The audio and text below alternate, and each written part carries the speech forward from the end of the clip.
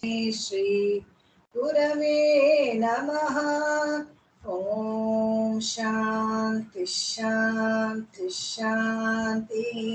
श्रीमद्वेंकटनाथार्यः कवितार्किककेसरी वेदान्ताचार्यवर्यो मे सन्निधत्तां सदा हृदि। रामानुजदया पात्रं ज्ञानवैराग्यभूषणं श्रीमद्वेङ्कटनाथार्यं वन्दे वेदान्तदेशिकं। लक्ष्मीनाथसमारम्भां नाथयामुनमध्यमाम् अस्मदाचार्यपर्यन्तां वन्दे गुरुपरम्पराम्। यो नित्यमच्युत यो नित्यमच्युतपदाम्बुजयुग्मरुक्मा व्यामोहतस्तद्धराणि तृणाय मेने अस्मद्गुरोर्भगवतोऽस्य दयैकसिन्धो रामानुजस्य चरणौ शरणं प्रपद्ये।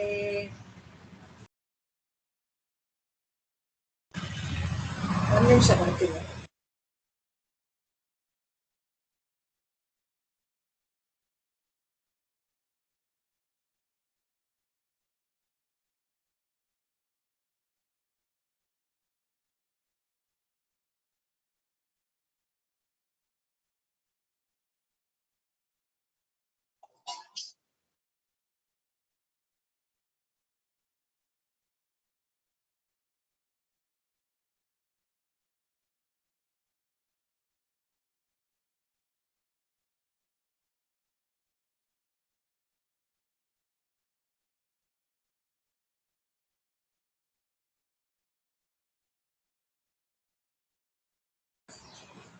ಕ್ಷಮೆ ಇರಲಿ, ಅದು ಫೋನ್. சீராரும் மாட திருக்கோவலூர் அதனுள் காரார் கருமுகிலை காண புக்கு ஓரா திருக்கண்டேன் என்றுரைத்த ஸ்ரீரார் கழலே உரை கண்டாய் நெஞ்சே உகந்து. ಎಲ್ಲರಿಗೂ ನಮಸ್ಕಾರ. 54 ಹಾಡಾಗಿತ್ತು ಅನ್ಸುತ್ತೆ, 55ನೇಯಿಂದ ಹೇಳ್ಕೋಬೇಕು.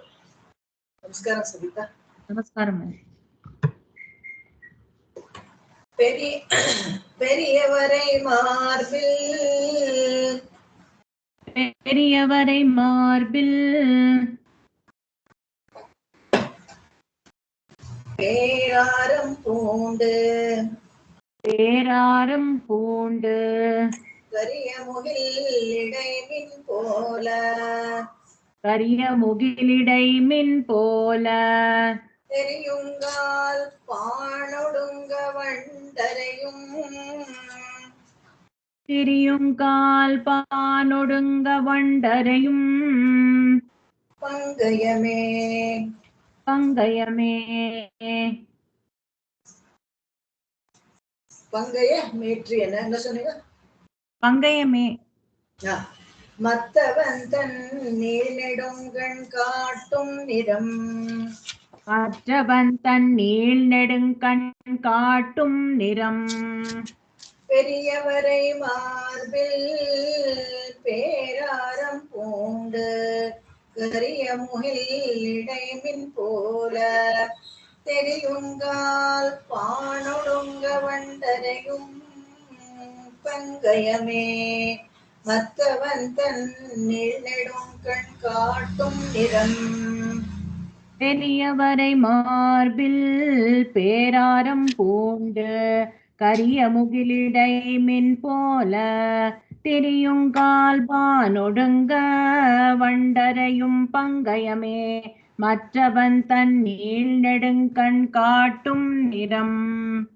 ಅವಯವ ಶೋಭೆಯನ್ನ ಹೇಳ್ತಾ ಇದ್ದಾರೆ ಇಲ್ಲಿ ಆಳ್ವಾರ್ಗು. பெரியவரை ಮಾರ್ಬಿಲ್ ವಿಶಾಲವಾದ ಬೆಟ್ಟ ತರ ಇತ್ತಂತೆ ಅವನ ವಕ್ಷಸ್ಥಳ, ಅಂದ್ರೆ ವಿಶಾಲವಾದ. ಇದು ಸಾಮುದ್ರಿಕ ಲಕ್ಷಣದಲ್ಲೇ ಬರುತ್ತೆ. ಗಂಡಸರಿಗೆ ವಕ್ಷಸ್ಥಳ ಬ್ರಾಡ್ ಶೋಲ್ಡರ್ಸ್, ನೀಳವಾದ ಬಾಹು, ಇವೆಲ್ಲ ಸಾಮುದ್ರಿಕ ಲಕ್ಷಣಗಳಲ್ಲಿ ಬರುತ್ತೆ. ಅದನ್ನ ಇಲ್ಲಿ ಹೇಳ್ತಾರೆ. ಪೆರಿಯವರೈ ಮಾರ್ಬಿಲ್ ಅಷ್ಟೇ ಅಲ್ಲದೆ ಆ ಮಾರ್ವಲ್ಲಿ ಯಾಕೆ ಪೆರಿಯ ಮರೆ ಆಗಿರ್ಬೇಕು ಅಂದ್ರೆ ಅಲ್ಲಿ ಲಕ್ಷ್ಮಿ ಬೇರೆ ಜಾಗ ಕೊಡ್ಬೇಕು, ಆಮೇಲೆ ಇಡೀ ಜೀವಾತ್ಮ ಕೋಟಿಯಾದ ಕೌಸ್ತುಭಕ್ಕೆ ಬೇರೆ ಜಾಗ ಕೊಡ್ಬೇಕು, ಎಲ್ಲರಿಗೂ ಜಾಗ ಕೊಡ್ಬೇಕಲ್ಲ. ಅದಕ್ಕೆ ಪೆರಿಯ ಅವನು ವಕ್ಷಸ್ಥಳ ದೊಡ್ಡದಾಗಿತ್ತು ಅಂತ. ಪೇರಾರಂ ಪೂಂಡ ದೊಡ್ಡ ಹಾರ, ಮಿಂಚಿನಂತೆ ಹೊಳೆಯುವಂತ ಒಂದು ದೊಡ್ಡ ಹಾರವನ್ನ ತುಳಾಯಿ ಮಾಲೆ ಮತ್ತೆ ಅಲಂಕಾರಯುಕ್ತವಾದ ತುಂಬಾ ನೋಡಕ್ಕೆ ಸುಂದರವಾಗಿದ್ದ ಹಾರಗಳನ್ನ ಹಾಕೊಂಡಿರ್ತಾನಂತೆ. ಹಾಗೆ ತೊಂಗಾಡ್ತಾ ಇರೋ ಹಾರಗಳನ್ನ. ಕರಿಯ ಮುಗಿಲಿಡೈ ಮಿಂಪೋಲ ಅವ್ನ್ ಕಪ್ಪಗಿರೋಕ್ಕೂನು ಅವ್ನ ಹಾರಗಳು ಮತ್ತೆ ಆಭರಣಗಳನ್ನ ಹಾಕೊಂಡಿರೋ ಒಳ್ಳೆ ಮಿಂಚಿನ ತರ ಕಾಣ್ತಾ ಇರುತ್ತಂತೆ. ಇದನ್ನೇ ಲಕ್ಷ್ಮಿಯಲ್ಲಿರೋದನ್ನೇ ವಿದ್ಯುಲ್ಲತೆ ಅಂತ ಹೇಳ್ತಾರೆ. ಒಳ್ಳೆ ಮಿಂಚಿನ ಬಳ್ಳಿ ತರ ಅಲ್ಲಿ ಭಗವಂತನ ವಕ್ಷಸ್ಥಳದಲ್ಲಿ ಕೂತಿದ್ಲು ಅಂತ. ಹಾಗೆ ಅವನ ದೊಡ್ಡ ಕರಿಯ ಮೋಡ ತರ ಮಧ್ಯದಲ್ಲಿ ಆ ಮಿಂಚಿದ್ದ ತರ ಇತ್ತು ಅವನ ವಕ್ಷಸ್ಥಳ ಅಂತ. ತೆರಿಯುಂಗಾಲ್ ಪಾಣೊಡುಂಗ ವಂಡರೆಯುಂ ವಂಗಯಮೇ. ಅಷ್ಟೇ ಅಲ್ದೇನೆ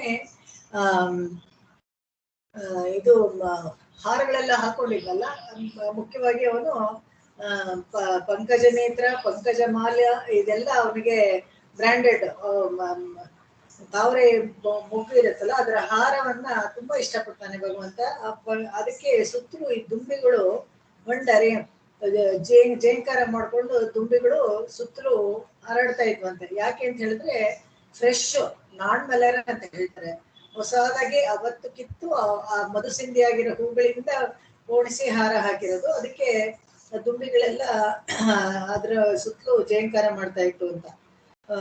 ಈ ಸುಂದರವಾದ ವರ್ಣವು ಈ ತರ ಗಾನವೆಲ್ಲ ಹಾಡು ಹೇಗಿತ್ತು ಅಂದ್ರೆ ಈ ಬಾಕಿ ಗಾನ ಎಲ್ಲ ನಿಲ್ಲೋ ತರ ಇತ್ತಂತೆ. ಒಡುಂಗ ದುಂಬಿಗಳದು ಮೊರೆಯೋ ಪಂಕಜ ತಾವರೆ ಪುಷ್ಪವನ್ನೇ ತೋರಿಸತ್ತೆ ಅಂತೆ. ಅಲ್ಲಿ ಹೋಗಿ ತೋರ್ಸತ್ತೆ. ಯಾವ್ದು ತೋರ್ಸತ್ತೆ ಅಂದ್ರೆ ಇದ್ರಲ್ಲಿ ಎರಡು ತರ ಅರ್ಥ ಮಾಡ್ಬೇಕು. ಆ ದುಂಬಿಗಳೆಲ್ಲ ಅವನ ಪದಕಮಲ ಪದವನ್ನೇ ಒಂದು ಕಮಲ ಅಂತ ಅನ್ಕೊಂಡು ಅದರ ಸುತ್ತಲೂ ಗುಯ್ಗುಡ್ತಾ ಇತ್ತು. ನಮಗೆ ಅದನ್ನ ತೋರ್ಸ್ಕೊಡತ್ತೆ ಅಂತಾನು ಅರ್ಥ ಮಾಡ್ಕೋಬಹುದು. ಇಲ್ಲದೆ ಹೋದ್ರೆ ವಕ್ಷಸ್ಥಳದಲ್ಲಿ ಲಕ್ಷ್ಮಿ ಕೂತಿದ್ದಾಳಲ್ಲ, ಅವಳು ಒಂದು ತಾವರೆ ಮೇಲೆ ಕೂತಿದ್ದಾಳೆ. ಆ ತಾವರೆ ಮೇಲೆ ಕಾನ್ಸಂಟ್ರೇಟ್ ಮಾಡ್ತಾ ಇತ್ತು ದುಂಬಿಗಳು ಅಂತ ಬೇಕಾದ್ರೆ ಹೇಳ್ಬೋದು. ಈ ಸ್ವಾಮಿಯ ನೀರ್ ನೆಡುಗಣ್ಣಿದೆಯಲ್ಲ ಅದು ಒಂದು ತಾವರೆ. ಅದು ಎಲ್ಲಾமே ಕೈ ಕಣ್ಣು ಎಲ್ಲ ಕಮಲ ಅದ ಪೋಲೆ ಆಳ್ವಾರ್ಗಳು ಹಾಡ್ತಾರಲ್ಲ ಆತರ ಎಲ್ಲ ಕಮಲ ವಿಶಿಷ್ಟವಾಗಿತ್ತು. ಅದನ್ನೇ ಅವಣ್ಣೀಗಳು ಕಾಟುಂ ನಿರಂ. ಅದು ಈ ದುಂಬಿಗಳು ಹೋಗಿ ಆ ಕಣ್ಣ ಹತ್ರ ನೇತ್ರದ ಹತ್ರ ಅಲ್ಲೇ ಗುಯ್ಗುಟ್ಟತ್ತಂತೆ. ಅವನ ಕಣ್ಣನ್ನ ತೋರ್ಸ್ಕೊಡುತ್ತೆ ಅಂತ. ಪುಂಡರೀಕ ಕಣ್ಶೆಂಗನಿವಾಯ್ ಅಂತ ಆಳ್ವಾರ್ಗಳು ಹಾಡ್ತಾರೆ. ಈ ಪುಂಡರೀಕಾಕ್ಷ ಅಂತಾನೆ ತಿರುವೆಳ್ಳರೈನಲ್ಲಿ ಒಂದು ದೇವರಿಗೆ ಹೆಸರು. ಭಗವಂತನಿಗೆ ಆ ದಿವ್ಯದೇಶದಲ್ಲಿ ಹೆಸರೇ ಪುಂಡರೀಕಾಕ್ಷ ಅಂತ. ಎಷ್ಟು ಸುಂದರವಾಗಿ ಕೂತಿದ್ದಾನೆ. ಹಾಗೆ ಕಣ್ಣು ಒಳ್ಳೆ ಕಮಲದ ದಳತ್ರ, ಹಾಗೆ ವಿಶಾಲವಾದ ನೇತ್ರ, ನೀಳ್ ನೆಡುಂಗಣ್ ಅದು ಅದಲ್ಲಿ ತೋರಿಸ್ಕೊಡ್ತಾರೆ. ಈ ತಾವರೆ ಪುಷ್ಪವನ್ನೇ ತೋರ್ಸತ್ತಂತೆ. ಅದು ಮೊರೆ ಜೇಂಗಾರ ಮಾಡ್ಕೊಂಡು ಈ ನೀಳ್ ನೆಡುಂಗಣ್ ತಾವರೆ ಹೋಲೋ ಅಂತ ಕಣ್ಣನ್ನ ನಮಗೆ ತೋರಿಸ್ಕೊಡುತ್ತೆ. ಕಣ್ಣನ್ನ ಯಾಕೆ ಒಂದು ನಮಗೆ ತೋರಿಸ್ಕೊಡುತ್ತೆ ಅಂದ್ರೆ ಅವನ ಕೃಪಾ ಕಟಾಕ್ಷ ನಮ್ಮ ಮೇಲೆ ಬೀಳ್ಬೇಕು ಒಂದು. ಇನ್ನೊಂದು ಅವನದ್ರಲ್ಲಿ ಹೇಗೆ ಅಂತ ಹೇಳಿದ್ರೆ ಒಂದ್ ಸತಿ ಅವನ್ನ ನೋಡ್ಬಿಟ್ರೆ ಸಾಕು, ನಮ್ಗೆ ಬೇರೆ ಏನು ಬೇಕಾಗಿಲ್ಲ, ನಾವು ಏನ್ ಕೇಳ್ಕೊಳ್ಬೇಕಾಗೇ ಇಲ್ಲ ಅಂತ. ಯಾಕಂದ್ರೆ ಎನ್ನೆಯುಂ ಪಾರ್ತ್ ಎನ್ನಿಲವೆಯುಂ ಪಾರ್ತ್ ಅರುಳ್ ಶೈವದೇ ನಲಂ. ಅವನ್ ಒಂದ್ಸತಿ ನೋಡ್ಬಿಟ್ರೆ ಅವನೇ ಅನ್ಕೊಳ್ತಾನಂತೆ. ಇದು ತಿರುವರಂಗ ತಮ್ಮದನ್ನ ಹೇಳ್ತಾರೆ. ನಾವು ಭಗವಂತನ ಮುಂದೆ ನಮ್ಮನ್ನ ಹೋಗಿ ನಿಲ್ಲಿಸಿದ್ರೆ ಸಾಕು. ಡಾಕ್ಟರ್ಗಳೆಲ್ಲ ಇವಾಗ ಡಯಾಗ್ನೋಸಿಸ್ಗೆ ತುಂಬಾ ಕಾಯಿಲೆ, ಆ ಟೆಸ್ಟ್ ಮಾಡ್ಕೊಂಬನಿ ಈ ಟೆಸ್ಟ್ ಮಾಡ್ಕೊಂಬನಿ ಅಂತೆಲ್ಲ ಹೇಳ್ತಾರೆ. ಹಿಂದೆ ಎಲ್ಲ ಆಯುರ್ವೇದಿಕ್ ಇದ್ರಲ್ಲೆಲ್ಲ ಹೇಗೆ ಎಷ್ಟು ಎಕ್ಸ್ಪರ್ಟ್ ಆಗಿದ್ರು ಅಂದ್ರೆ ಸುಮ್ನೆ ಅವ್ರ ಮುಂದೆ ನಿಲ್ಸ್ಕೊಂಡ್ಬಿಟ್ರೇನೆ ಆ ಕಣ್ಣಲ್ಲಿ ಹೊಳಪಿಲ್ದೆ ಇರೋದು, ನಾಲಿಗೆ ಎಲ್ಲ ನೋಡ್ಬಿಟ್ಟೆ ಹೇಳ್ತಾರೆ. ಯಾವ್ದು ಡಯಾಗ್ನೋಸಿಸ್ ಅಂತ ಏನು ಸ್ಪೆಷಲ್ ಆಗಿ ಮಾಡ್ಬೇಕಾಗಿಲ್ಲ ಟೆಸ್ಟ್ಗಳು. ಅಷ್ಟು ಚೆನ್ನಾಗಿ ಒಂದ್ ನಿಮಿಷ ಏನದು ಸುಶೀಲಮ್ಮ ಮೂಲೆಯಲ್ಲಿ ಇದೆ ನೋಡು, ಖಾಲಿ ಚೀಲ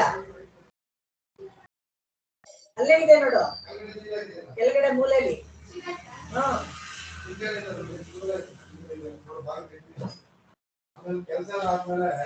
ಹಾಗೆ ಇದ್ರಲ್ಲಿ ಇನ್ನೂ ಒಂದು ವಿಷಯ ಹೇಳ್ತಾರೆ. ಏನಪ್ಪಾ ಅಂತ ಹೇಳಿದ್ರೆ ಈ ನೀಳ್ ನೆಡುಂಗಣ್ ಕಾಟುಂ ನೀರಂ ಅಂತ. ಆ ಕಣ್ಣಲ್ಲಿ ಒಂದು ಕೆಂಪು ಅಡರ್ಕೊಂಡಿರತ್ತಲ್ಲ ಆ ಬಣ್ಣ, ಅದು ಏನಪ್ಪಾ ಅಂತ ಹೇಳಿದ್ರೆ ವಾತ್ಸಲ್ಯ ಸೂಚಕ. ಎಲ್ಲರ ಮೇಲೂ ಅವನ ಕರುಣೆ, ಅವನ ಕೃಪೆ ಇದೆಯಲ್ಲ ಅದೇ ತುಂಬಾ ಮುಖ್ಯ. ಅದು ವಾತ್ಸಲ್ಯ ತೋರಿಸುವಂತ ಕಣ್ಣು. ಈ ಅವಯವ ಶೋಭೆಗಳನ್ನ ಒಂದೊಂದೇ ನೆನೆಸ್ಕೊಳ್ತಾ ಇದ್ರೆ ಅದೆಲ್ಲ ನಮಗೋಸ್ಕರನೇ ಹಾಗಿಟ್ಕೊಂಡಿದ್ದಾನೆ ಭಗವಂತ ಅನ್ನೋ ತರ ಗುರ್ತಿಸ್ಕೊಡ್ತಾರೆ ಇವರು. ಮುಂದಿನ ಹಾಡು ನೋಡೋಣ.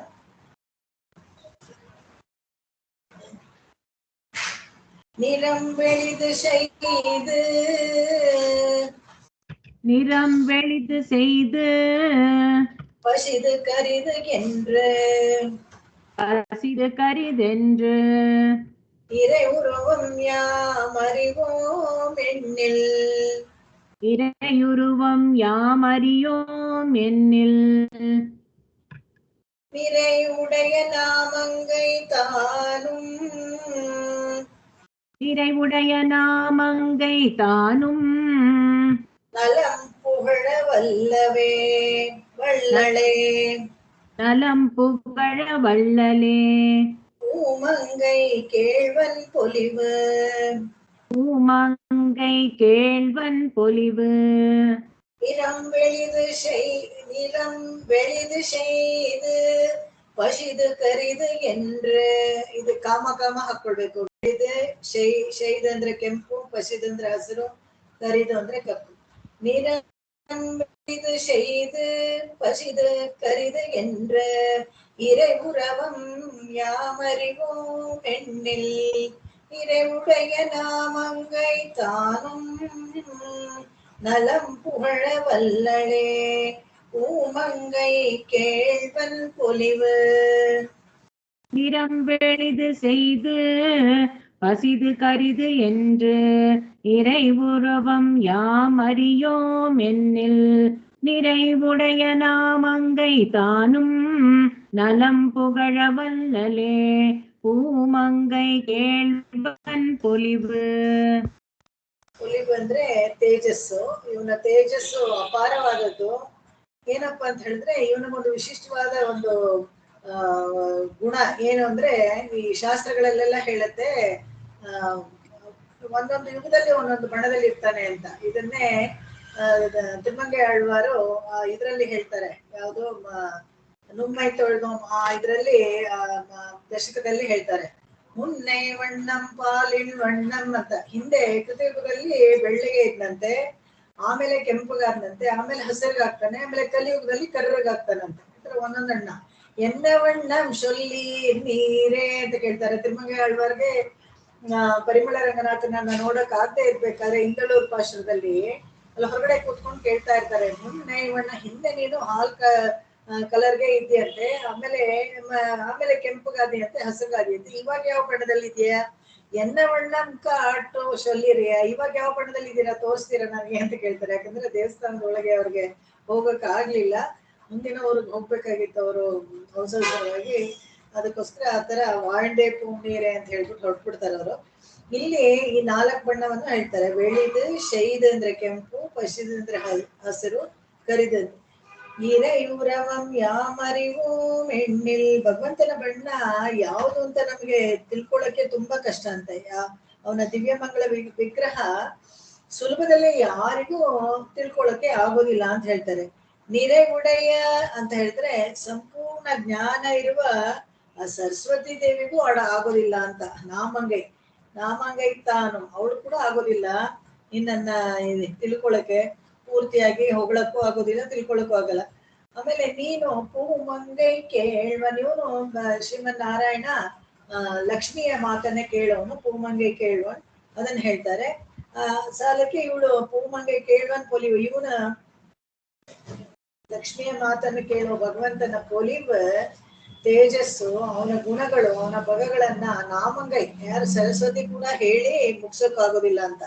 ಅದಕ್ಕೆ ನಮ್ಮಾಳ್ವಾರ್ ಹೇಳ್ತಾರಲ್ಲ ಹಾಗೆ, ಉಯರ್ ನಲಂ ಉಡಯವನ್ಯವನವನ್. ಅವನ ತರ ದೊಡ್ಡ ಸ್ಥಿಕೆ, ಅವನ ತರ ದೊಡ್ಡ ಗುಣಗಳು, ದೊಡ್ಡ ವಿಚಾರಗಳು, ದೊಡ್ಡ ಶಕ್ತಿ ಎಲ್ಲಾನು ಭೂಮ ಅವನ ತರ. ಅವನಿಗೆ ನಸಮ ಅಪ್ಯಧಿಕ, ಅವನ ಸಮರು ಯಾರು ಇಲ್ಲ, ಅಧಿಕರು ಯಾರು ಇಲ್ಲ. ಅದನ್ನ ನಮ್ಮಾಳ್ವಾರ್ ಕೂಡ ಅವರ ತಿರುವಾಮಣಿನಲ್ಲಿ ಮೊದಲನೇ ಪಂಕ್ತಿನಲ್ಲೇ ಹೇಳ್ತಾರೆ. ಉಡಯವನ್ಯವನವನ್ ಅಂದ್ರೆ ಕ್ವಶನ್ ಮಾರ್ಕ್, ಯಾರು ಇಲ್ಲ ಅಂತ. ಅವನಷ್ಟು ದೊಡ್ಡವನು, ಅವನಷ್ಟು ಗುಣವಂತ, ಅವನಷ್ಟು ಶಕ್ತಿವಂತ ಯಾರು ಇಲ್ಲ. 6 ಬಗೆಗಳಲ್ಲಿ ಜ್ಞಾನ, ಬಲ, ಐಶ್ವರ್ಯ, ವೀರ್ಯ, ಶಕ್ತಿ, ತೇಜಸ್ಸು, ಪೊಲಿವು ಅಂದ್ರೆ ತೇಜಸ್ಸು, ಇದೆಲ್ಲ ಇದೆಯಲ್ಲ, ಈ ಆರುಗಳು ಅವನಿಗಿಂತ ಹೆಚ್ಚು ಯಾರಿಗೂ ಇಲ್ಲ ಅಂತ ಹೇಳ್ತಾರೆ.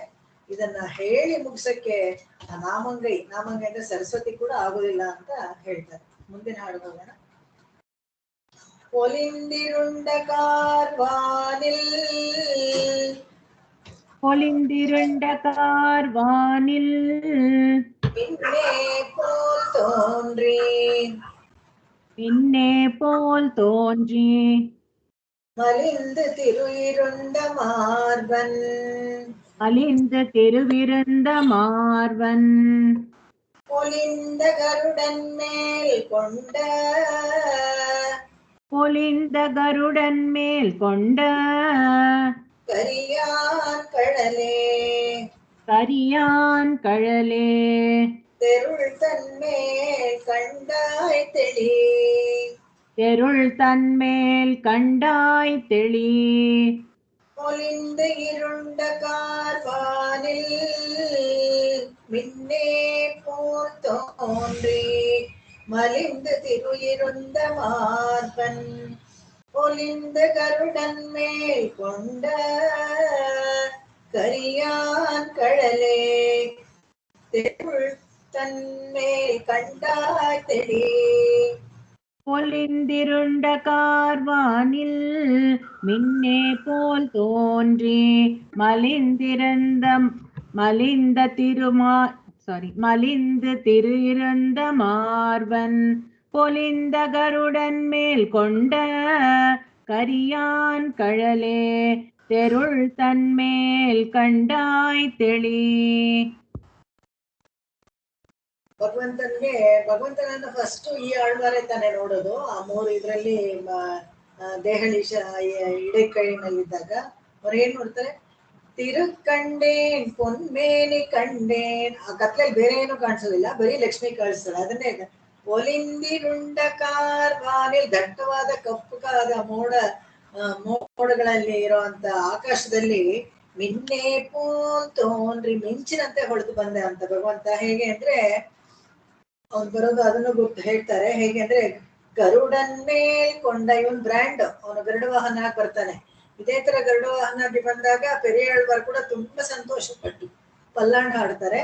ಇವರು ಭಗವಂತನ ನೋಡಿರೋದ್ರಿಂದ ಅದನ್ನು ಅವರು ಹೇಳ್ತಾರೆ. ಮಿನ್ನೆ ಪೋಲ್ ತೋನ್ರಿ ಮಲಿಂದ ತಿರುಯಿರಂದ ಮಾರ್ಬನ್. ಮಲಿಂದ ಅಂದ್ರೆ ಸ್ಥಿರವಾಗಿ ಅಮ್ಮನವ್ರನ್ನ ಹೃದಯದಲ್ಲಿ ಇಟ್ಕೊಂಡಿದ್ನಲ್ಲ, ಆತರ ಒಂದು ದೊಡ್ಡ ದಟ್ಟವಾದ ಕಪ್ಪು ಮೋಡದ ಮಧ್ಯದಲ್ಲಿ ಮಿಂಚು ಬಂದ್ರೆ ಹೇಗಿರುತ್ತೋ ಹಾಗೆ ಮಿನ್ನೆ ಪೋಲ್ ತೋನ್ರಿ. ಅಲ್ಲಿ ಲಕ್ಷ್ಮಿ ವಿದ್ಯುಲ್ಲತೆ ತರ ಅಲ್ಲಿ ಫಳಫಳ ಅಂತ ಪ್ರಕಾಶಮಾನವಾಗಿ ಕೂತಿದ್ದಾಳೆ. ಅವಳು ಇರೋ ಜಾಗನೇ ಅಷ್ಟು ಪ್ರಕಾಶಮಯವಾಗಿರುತ್ತೆ. ಹಾಗೆ ಅದಕ್ಕೆ ಕಾಣುತ್ತೆ ಅಲ್ಲಿ ಅವನು ಕಪ್ಪುಗಿರೋ ವಕ್ಷಸ್ಥಳದಲ್ಲಿ ಅವಳು ಮಿನ್ನೆ ಪೋಲ್ ತೋನ್ರಿ ಅಲ್ಲಿ ಕೂತಿದ್ದಾಳೆ. ಅದು ಕೂತಿರೋದ್ ಕಾರಣ ಏನಪ್ಪಾ ಅಂತ ಹೇಳಿದ್ರೆ, ಇನ್ನೊಂದು ನಮಗೆ ಅನುಗ್ರಹ ಆಗತ್ತೆ ಅಂತ ಗ್ಯಾರಂಟಿ. ಅಲ್ಲಿ ಲಕ್ಷ್ಮಿ ಇರೋದ್ರಿಂದ ಖಂಡಿತವಾಗ್ಲೂ ನಮ್ಗೆ ಅನುಗ್ರಹ ಆಗತ್ತೆ ಅಂತ. ಪೋಲಿಂದ ಗರುಡನ್ ಮೇಲ್ ಕೊಂಡ ಕರಿಯಾನ್ ಕಡಲೆ, ಗರುಡ ವಾಹನನಾಗಿ ಬರ್ತಾನಂತಲ್ಲ. ಆ ಗರುಡ ವಾಹನ ಬಂದಾಗ ಈ ಕರಿಯಾನ್ ಅಂದ್ರೆ ಕಪ್ಪಗಿದ್ದಾನೆ ಅವನು, ಅವನ ಬಣ್ಣ ಕಪ್ಪು, ಅದಕ್ಕೆ ಕರಿಯಾನ್ ಅಂತಾರೆ. ಹೇಗೆ ಭಗವಂತನ ಹಾಗೆಲ್ಲ ಹೇಳ್ಬಿಡ್ಬೋದು ಅಂತ ಹೇಳಿದ್ರೆ, ಭಕ್ತಿಯ ವಿನಿವೇಶದಲ್ಲಿ ಏಕವಚನ ಬಾ ಹೋಗು ಅಂತೆಲ್ಲ ಹೇಳೋದು ಭಗವಂತನಿಗೆ ತುಂಬಾ ಸಹಜ. ಅದಕ್ಕೆ ಇಲ್ಲಿ ಕರಿಯಾನ್ ಅಂತ ಹೇಳ್ತಾರೆ. ಕಪ್ಪಗಿರೋನು ಕಳಲೆ. ಇಲ್ಲಿ ಕಪ್ಪಗಿರೋದ್ರಲ್ಲಿ ಯಾವುದು ಅವ್ರಿಗೆ ಅದ್ರಲ್ಲಿ ಏನು ಒಂದು ಕಡಿಮೆ ಅಂತ ಆಗೋದಿಲ್ಲ. ಯಾಕಂದ್ರೆ ಮೋಡಕ್ಕೆ ಹೋಲಿಸ್ತಾರೆ ಇಲ್ಲ, ಕರಿಮೂಲ್ ಕೋಲ ಅಂತ.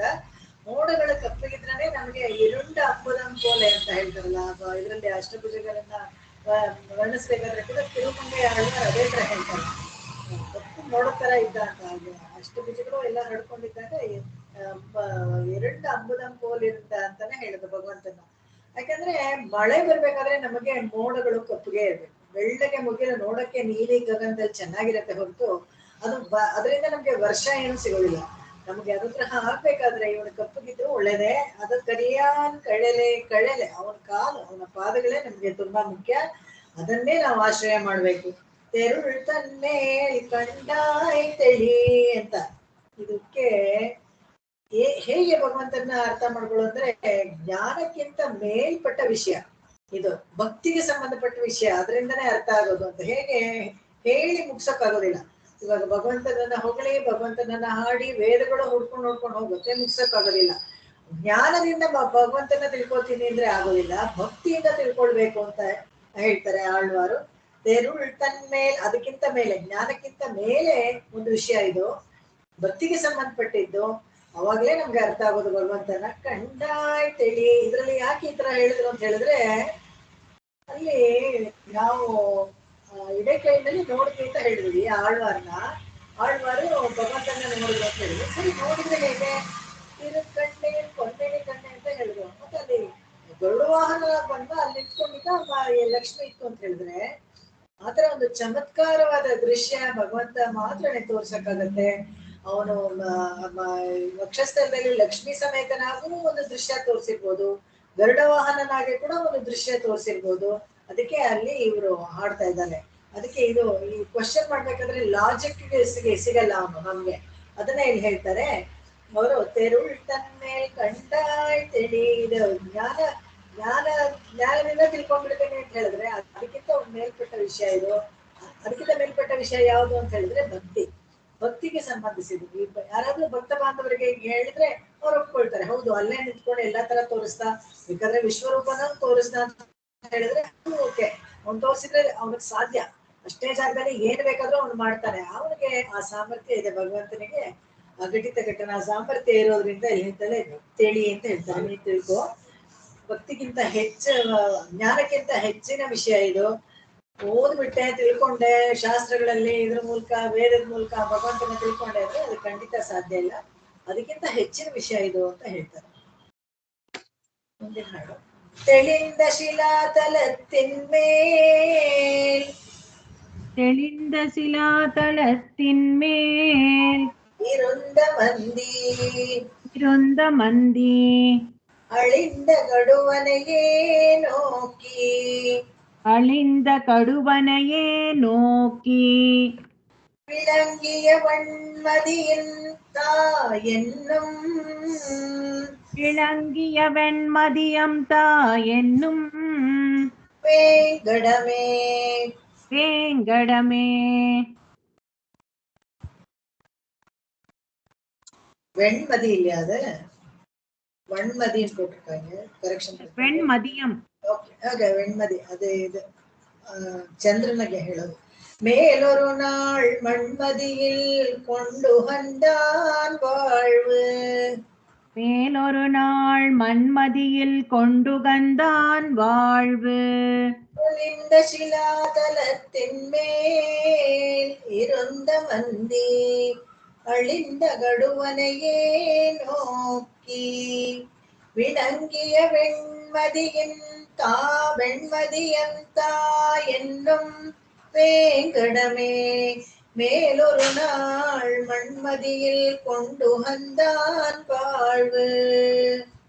தெளிந்த சிலாதலத்தின் மேலிருந்த மந்தி அழிந்த கடுவனையே நோக்கி, விளங்கிய வெண்மதியம் தாவென்னும் வேங்கடமே. மேலொரு நாள் மன்மதியில் கொண்டு வந்தான் வாழ்வு. ಒಂದು ದೃಶ್ಯವನ್ನ ನಮಗೆ ವರ್ಣಿಸ್ತಾರೆ ಇಲ್ಲಿ.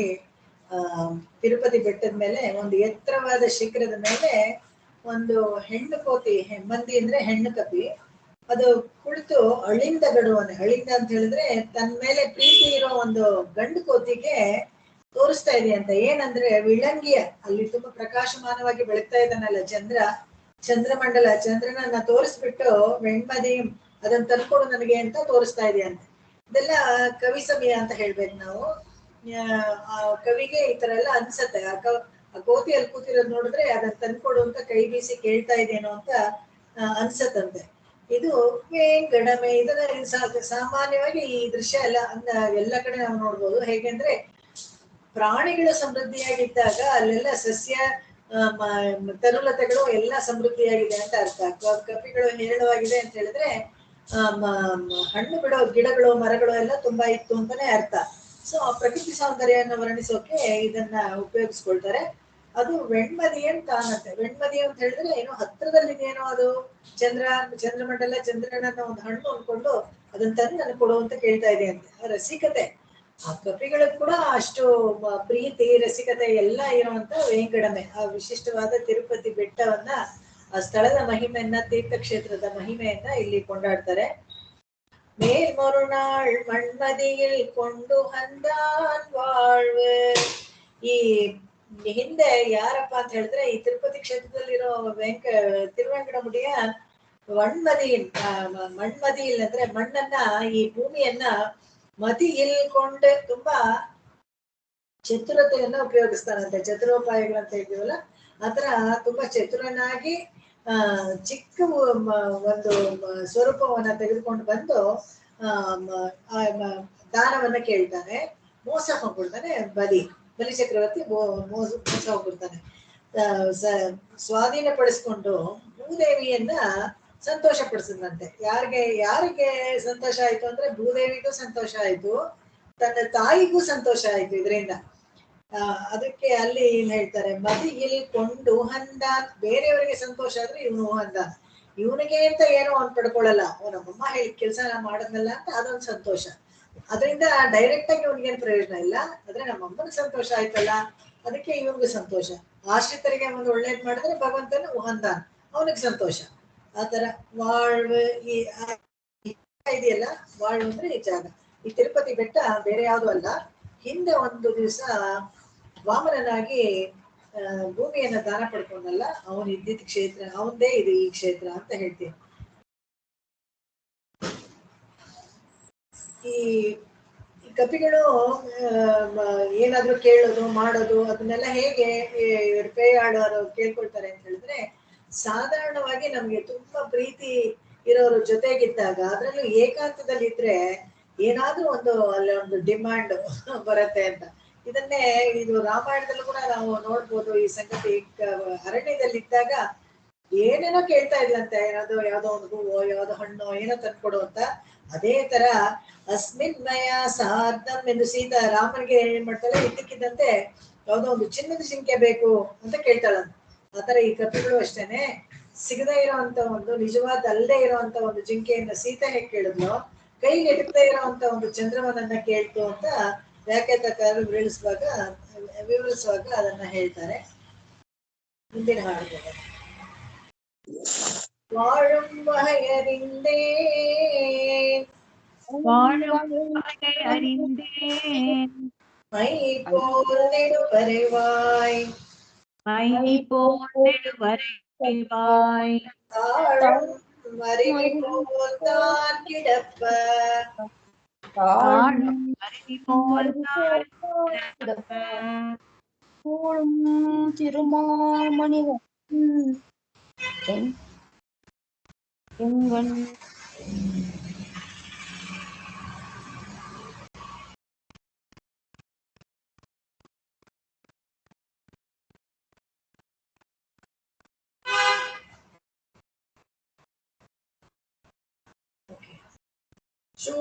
திருமாமணி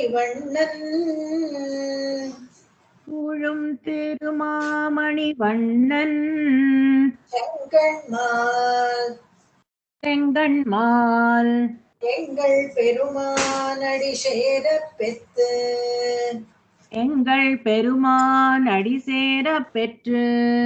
வாழும் வாயறிந்தேன் மை போல் நெடுவரைவாய் தாழும் மருவி போல் தார் கிடப்ப சூழும் திருமாமணி வண்ணன் செங்கண்மால் எங்கள் பெருமானடி சேரப் பெற்று வாழும் வகை அறிந்தேன் மை போல் நெடுவரைவாய் தாழும் அருவி போல் தார் கிடப்ப சூழும் திருமாமணி வண்ணன் செங்கண்மால் எங்கள் பெருமான் அடி சேரப் பெற்று. ನಾನು ಹೇಗೆ ಬದುಕೋದು ಅಂದ್ರೆ ಉಜ್ಜೀವನ ಬದುಕೋದು ಅಂತ ಹೇಳಿದ್ರೆ, ಈ ಜನ್ಮ 100 ಎಷ್ಟು ಆಯುಸಿರುತ್ತೋ ಅಷ್ಟು ಕಾಲ ಕಳ್ಕೊಂಡು ಆಮೇಲೆ ಸಾಯೋದು ಅಂತ ಅರ್ಥ ಅಲ್ಲ. ಇಲ್ಲಿ ವಾಳು ಅಂತ ಹೇಳಿದ್ರೆ ಉಜ್ಜೀವನಗೊಳ್ಳೋದು ಅಂತ. ಉಜ್ಜೀವನಗೊಳ್ಳೋದು ಅಂದ್ರೆ ಈ ಆತ್ಮ ಉದ್ಧಾರ ಆಗ್ಬೇಕು, ಆತ್ಮ ಉಜ್ಜೀವನಗೊಂಡು ಮೋಕ್ಷಕ್ಕೆ ಹೋಗಿ ಸೇರ್ಬೇಕು, ಮತ್ತೆ ಮತ್ತೆ ಸಂಸಾರದಲ್ಲಿ ಬರದೇ ಇರ್ಬೇಕು. ಇದು வாழ்வு ಅಂತ ಹೇಳಿದ್ರೆ ಅದಕ್ಕೆ ಸಾಧಾರಣವಾದ ಮೀನಿಂಗು ನಾವು ಹೇಳ್ಬೋದು. ಆಧ್ಯಾತ್ಮಿಕವಾಗಿ ಆಳ್ವಾರಗಳೆಲ್ಲ ವಾಳುಂ ಅಂತ ಹೇಳಿದ್ರೆ ಉಜ್ಜೀವನಗೊಂಡೆ ಅಂತ ಅರ್ಥ. ಉಜ್ಜೀವನಗೊಂಡೆ ಅಂತ ಹೇಳಿದ್ರೆ ಸ್ವರೂಪ ಜ್ಞಾನ ತಿಳ್ಕೊಂಡು ನಾನು ಭಗವಂತನನ್ನ ಶರಣಾಗತಿ ಮಾಡ್ಕೊಂಡು ಉದ್ಧಾರ ಆದೆ ನಾನು ಅಂತ ಅರ್ಥ. ಅಷ್ಟೊಂದು ಅರ್ಥ ಇದೆ ಅದಕ್ಕೆ ವಾಳು ಮಹೆಯರಿಂದೇನೆ. ಮೈ ಪೋಲ್ ನೆಡುವರೆ ವಾಯ್, ಅವನು ಕಪ್ಪಿಗೆ ಇದ್ನಲ್ಲ ಭಗವಂತ, ಅವನು ಪೆರುಮಾನಡಿ ಶೇರ ಭಗವಂತನ ಪಾದ ಕಮಲಗಳಲ್ಲಿ ಶರಣಾಗತಿ ಮಾಡ್ಕೊಂಡು ನಾನು ಉಜ್ಜೀವನಗೊಂಡೆ ಅಂತ ಹೇಳ್ತಾರೆ. ಅವನು ಹೇಗಿದ್ದ ಅಂತ ಹೇಳಿದ್ರೆ ಕಪ್ಪು ಬೆಟ್ಟದ ತರ, ಮತ್ತೆ ಅರುವಿ ಪೋಲ್ತಾರ್, ಬಿಳಿ ಹಾರಗಳೆಲ್ಲ ಒಳ್ಳೆ ಜಲಪಾತ ತರ ಉದ್ದುದ್ದಕ್ಕೆ ಇಳಿಬಿಟ್ಕೊಂಡಿದ್ದಂತೆ. ಅವನು ಬೆಟ್ಟದ ತರ ಬಾಹುಗಳು ವಕ್ಷಸ್ಥಳ ಇದೆ ಅಂತ ಹೇಳಿದ್ರೆ ಹಾರಗಳು ಜಲಧಾರ ತರ ಇರುತ್ತೆ, ಆತರ ನಾವು ಊಹಿಸ್ಕೊಳ್ಬೇಕು. ತಾಳು ಅರುವಿ ಪೋಲ್ತಾರ್ ಕಿಡಪ್ಪ, ಹಾಗೆ ಜಲಪಾತ ಹತ್ರ ಉದ್ದನೆ ಹಾರ ಇಳಿಬಿಟ್ಕೊಂಡಿದ್ದಂತೆ. ಚೂಳುಂ ತಿರುಮಾಮಣಿ ಬಣ್ಣನ್ ಶೆಂಗಣ್ಮಾಲ್, ಚೂಳುಂ ಅಂತ ಹೇಳಿದ್ರೆ ಆಸೆ ಪಟ್ಟು ಭಗವಂತನ ಪಾದಗಳಲ್ಲಿ ಮನಸ್ಸಿಟ್ಟು ನಾವು ಶರಣಾಗತಿ ಮಾಡ್ಕೊಳ್ಬೇಕು. ಯಾವಾಗ್ಲೂ ಅಷ್ಟೇ, ಅದು ತುಂಬಾ ಮುಖ್ಯ. ಬಲವಂತಕ್ಕೆ ಅಂತ ನಾವು ಮಾಡ್ಕೊಳ್ಬಾರ್ದು. ಅದಕ್ಕೆ ಇಲ್ಲಿ ಇದರಲ್ಲಿ ಭಗವದ್ಗೀತೆಯಲ್ಲೂ ಹೇಳ್ತಾರೆ, ಧ್ಯಾಯತೋ ವಿಷಯಾನ್ ಪುಂಸಃ ಸಂಗಸ್ತೇಷು ಜಾಯತೆ, ಸಂಗಾತ್ ಜಾಯತೆ ಕಾಮಃ, ಕಾಮಾತ್ ಕ್ರೋಧೋ ವಿಜಾಯತೆ, ಕ್ರೋಧಾತ್ ಭವತಿ ಸಮ್ಮೋಹಃ, ಸಮ್ಮೋಹಾತ್ ಸ್ಮೃತಿ ವಿಭ್ರಮಃ, ಸ್ಮೃತಿ ಭ್ರಂಶಾತ್ ಬುದ್ಧಿನಾಶೋ, ಬುದ್ಧಿನಾಶಾತ್ ಪ್ರಣಶ್ಯತಿ. ಅದಕ್ಕೆ ವಾಳು ಮಹೇರಿ ಏನಂತ ಹೇಳಿದ್ರೆ, ಮೊದಲು ನಾವು ಒಳ್ಳೆ ವಿಷಯದಲ್ಲಿ ಪುಂಸಾನ್ ಅಂದ್ರೆ ಪುರುಷರು, ಅವರು ನಾವೆಲ್ಲಾನು ಈಡುಪಾಡು ಬೆಳೆಸ್ಕೊಳ್ಬೇಕು. ಬೆಳೆದೇ ಇರೋ ವಿಷಯದಲ್ಲಿ ನಾವು ಈಡುಪಾಡು ಬೆಳೆಸ್ಕೊಂಡ್ರೆ ರಜೋಗುಣ ಜಾಸ್ತಿ ಆಗುತ್ತೆ. ರಜೋಗುಣ ಜಾಸ್ತಿ ಆದಾಗ ಹೇಗುತ್ತೆ, ಸಂಘ ಸಂಜಾಯತೆ ಕಾಮ ಸಂಗಸ್ತೆ ಶೂಪಜಾಯತೆ, ಅದರಲ್ಲೇ ಮುಳುಗೋಗ್ಬಿಡ್ತೀವಿ ನಾವು. ಇನ್ನೂ ಬೇಕು ಗಳಿಸೋದು ಹೇಗೆ, ಯಾರನ್ನ ಮಟ್ಟ ಹಾಕಿ ಇನ್ನೂ ಎಷ್ಟು ಹೆಚ್ಚು ನಾವು ಗಳಿಸ್ಕೊಳ್ಬೇಕು ಅನ್ನೋದು ಆ ವಿಷಯದಲ್ಲಿ ಮುಳುಗೋಗ್ಬಿಟ್ಟು ಸಂಘ ಸಂಜಾಯತೆ ಕಾಮಃ, ಅದರಿಂದ ಆಸೆಗಳು ಜಾಸ್ತಿ ಆಗ್ಬಿಡುತ್ತೆ. ಆಸೆಗಳಿಂದ ಏನಾಗುತ್ತೆ, ಆಸೆ ನೆರವೇರದೇ ಇದ್ದಾಗ ಕೋಪ ಜಾಸ್ತಿ ಆಗುತ್ತೆ. ಕೋಪ ಬಂದಾಗ ಸಮೋಹ ಅಂದ್ರೆ ಯಾವ್ದು ಸರಿ ಯಾವ್ದಕ್ಕೆ ತಪ್ಪು ಅನ್ನೋದು ಗೊತ್ತಾಗಲ್ಲ. ಸಮೋಹ ಅಂದ್ರೆ ಬುದ್ಧಿ ಭ್ರಮಣೆ ತರ ಆಗ್ಬಿಡುತ್ತೆ. ಸಮೋಹ ಸ್ಮೃತಿ ವಿಭ್ರಮ, ಸ್ಮೃತಿ ಕೆಟ್ಟೋಗುತ್ತೆ. ಸ್ಮೃತಿ ಕೆಟ್ಟೋದ್ರೆ ಬುದ್ಧಿ ನಾಶ ಆಗುತ್ತೆ. ಬುದ್ಧಿ ನಾಶ ಆದಾಗ ಏನು ವಿವೇಚನೆ ಇಲ್ಲದೆ, ಯಾವುದನ್ನ ತಿಳುವಳಿಕೆ ಇಲ್ಲದೆ ಯಾವ ನಿರ್ಧಾರ ತಗೊಳ್ಳೋಕ್ಕೂ ಸರಿಯಾಗಿ ನಮ್ಗೆ ಬರೋದಿಲ್ಲ. ಅದಕ್ಕೆ ಅದೆಲ್ಲ ಬರ್ಬೇಕಾದ್ರೆ ವಾಳು ಮೊಹೆಯರಿಂದ ರಜೋಗುಣ ಬೆಳೆಸ್ಕೊಳ್ಳೋ ಅಂತ ಒಂದು ಚಟುವಟಿಕೆಯಲ್ಲಿ ಈಡುಪಾಡು ನಾವು ಬೆಳೆಸ್ಕೊಳ್ಬಾರ್ದು. ಅದಕ್ಕೆ ಇವಾಗ ನನಗೆ ಗೊತ್ತಾಯ್ತು.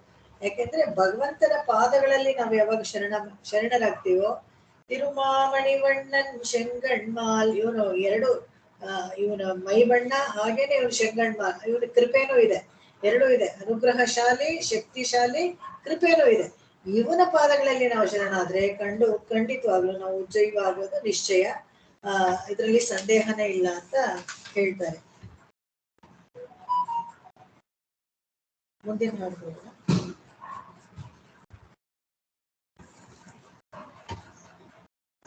பெத்தம் பிணை மருதம், பெற்றம் பிணை மருதம், தேய்முலை மா சகடம், தேய்முலை மா சகடம், முத்தக்காத்து ஊடு போய் உண்டு, முற்றக்காத்து ஊடு போய் உண்டு தைத்து, முற்றக்காத்து ஊடு போய் உண்டுதைத்து. ஊடு போய் இல்லையா அது ஆக்சுவலி? ஊடு போய். ஓகே. கத்து குணிலை விளங்கனிக்கு, கற்று குணிலை விளங்கனிக்கு கொண்டெறிந்தான், வெத்திப்பணிலம் வாய் வைத்துகந்தான் பண்டு, வெற்றி பணிலம் வாய் வைத்துகந்தான் பண்டு. பெத்தம் பிணை மருதம் பேய்முலை மாசகடம், முத்த காத்து ஊடு போய் உண்டு தைத்து, கத்த குடிலை விலங்கனிக்கு கொண்டிருந்தான் வெத்தி பணிலும் வாய் வைத்து வந்தான் பண்டு பெற்றம் பிணை மருதம் பேமுலை மாச்சகடம் முற்றக்கா தூடு போய் உண்டுதைத்து கற்று குணிலை விலங்கணிக்கு கொண்டெறிந்தான் வெற்றி பணிலம் வாய் வைத்துகந்தான் பண்டு.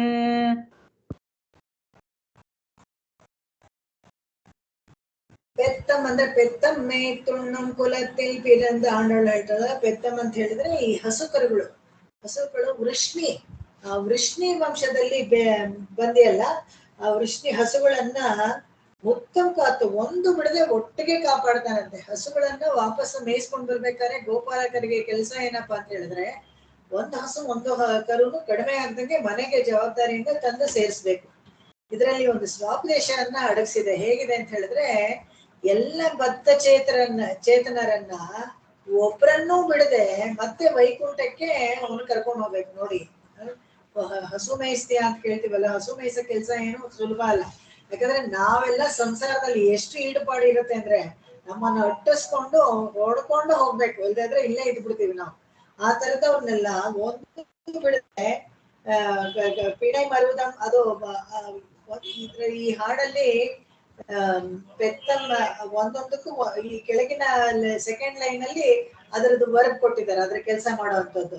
ಪಿಣೈ ಮರುದಂ ಶಾಯ್ತ್, ಆಮೇಲೆ ಪೇಯ್ಮುಲೈ ನಂಜುಂಡ್, ಮಾಷಗಡ ಮುದೈತ್, ಆತರ ಕೆಳಗಡೆ ಇರೋ ಲೈನ್ಗೆ ವರ್ಕ್ಸ್ ಆಕ್ಷನ್ಗೆ ಕೆಳಗಡೆ ಲೈನ್ಗೆ ಕೊಟ್ಟಿದ್ದಾರೆ. ತುಂಬಾ ಚೆನ್ನಾಗಿದೆ ಇದು.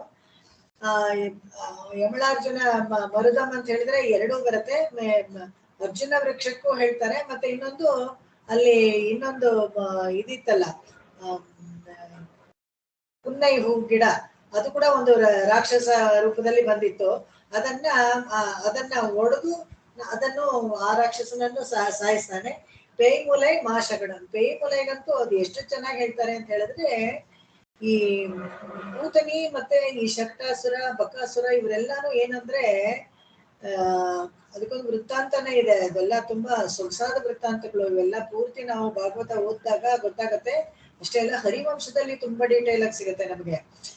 ಪಾಪ ಅವರೆಲ್ಲ ಏನಂದ್ರೆ, ಇವಾಗ ನಮ್ಗೆ ಮದ್ರಾಸಸ್ ಮಾಡ್ತಾರಲ್ಲ ಆ ತರ ಇವ್ರನ್ನೆಲ್ಲ ಅಪ್ಡೇಟ್ ಮಾಡ್ಕೊಂಡ್ ಬಂದು ಕಂಸ ಅವ್ರಿಗೆ ಈ ತರ ಟ್ರೈನಿಂಗ್ ಕೊಡೋದು ಕೆಟ್ಟ ಕೆಲಸ ಮಾಡೋಕೆ. ನಿಜವಾಗ್ಲೂ ಅವರೆಲ್ಲ ಕೆಟ್ಟವರಲ್ಲ, ಎಲ್ಲೋ ಇವ್ರನ್ನೆಲ್ಲ ಸ್ವಂತ ಮಕ್ಕಳು ಅಲ್ಲ, ಏನು ಅಲ್ಲ, ರಿಲೇಟಿವ್ಸ್ ಅಲ್ಲ, ಎಲ್ಲರೂ ಕಸಿನ್ಸ್ ಅಂತ ಒಟ್ಟಿಗೆ ಇಟ್ಕೊಂಡಿದಾನಲ್ಲ, ಇವನಿಗೆ ಕೆಲ್ಸಕ್ಕೆ ಆಗ್ತಾರೆ ಅಂತ ಹೇಳ್ಬಿಟ್ಟು ಎಲ್ಲೋ ಹೋಗಿ ಒಂದು ಕ್ಯಾಂಪ್ ಅಲ್ಲಿ ಎಲ್ಲ ಮಕ್ಕಳನ್ನ ಕಿಡ್ನಾಪ್ ಮಾಡ್ಕೊಂಡ್ ಬರೋದು, ಅವ್ರಿಗೆ ಈ ತರ ಟ್ರೈನಿಂಗ್ ಕೊಡೋದು, ಇಂದ್ರಜಾಲ ಮಹೇಂದ್ರ ಜಾಲಗಳನ್ನ ಹೇಳ್ಕೊಟ್ಟು ಕೆಟ್ಟದನ್ನ ಮಾಡೋದನ್ನೆಲ್ಲ ಹೇಳ್ಕೊಡೋದು.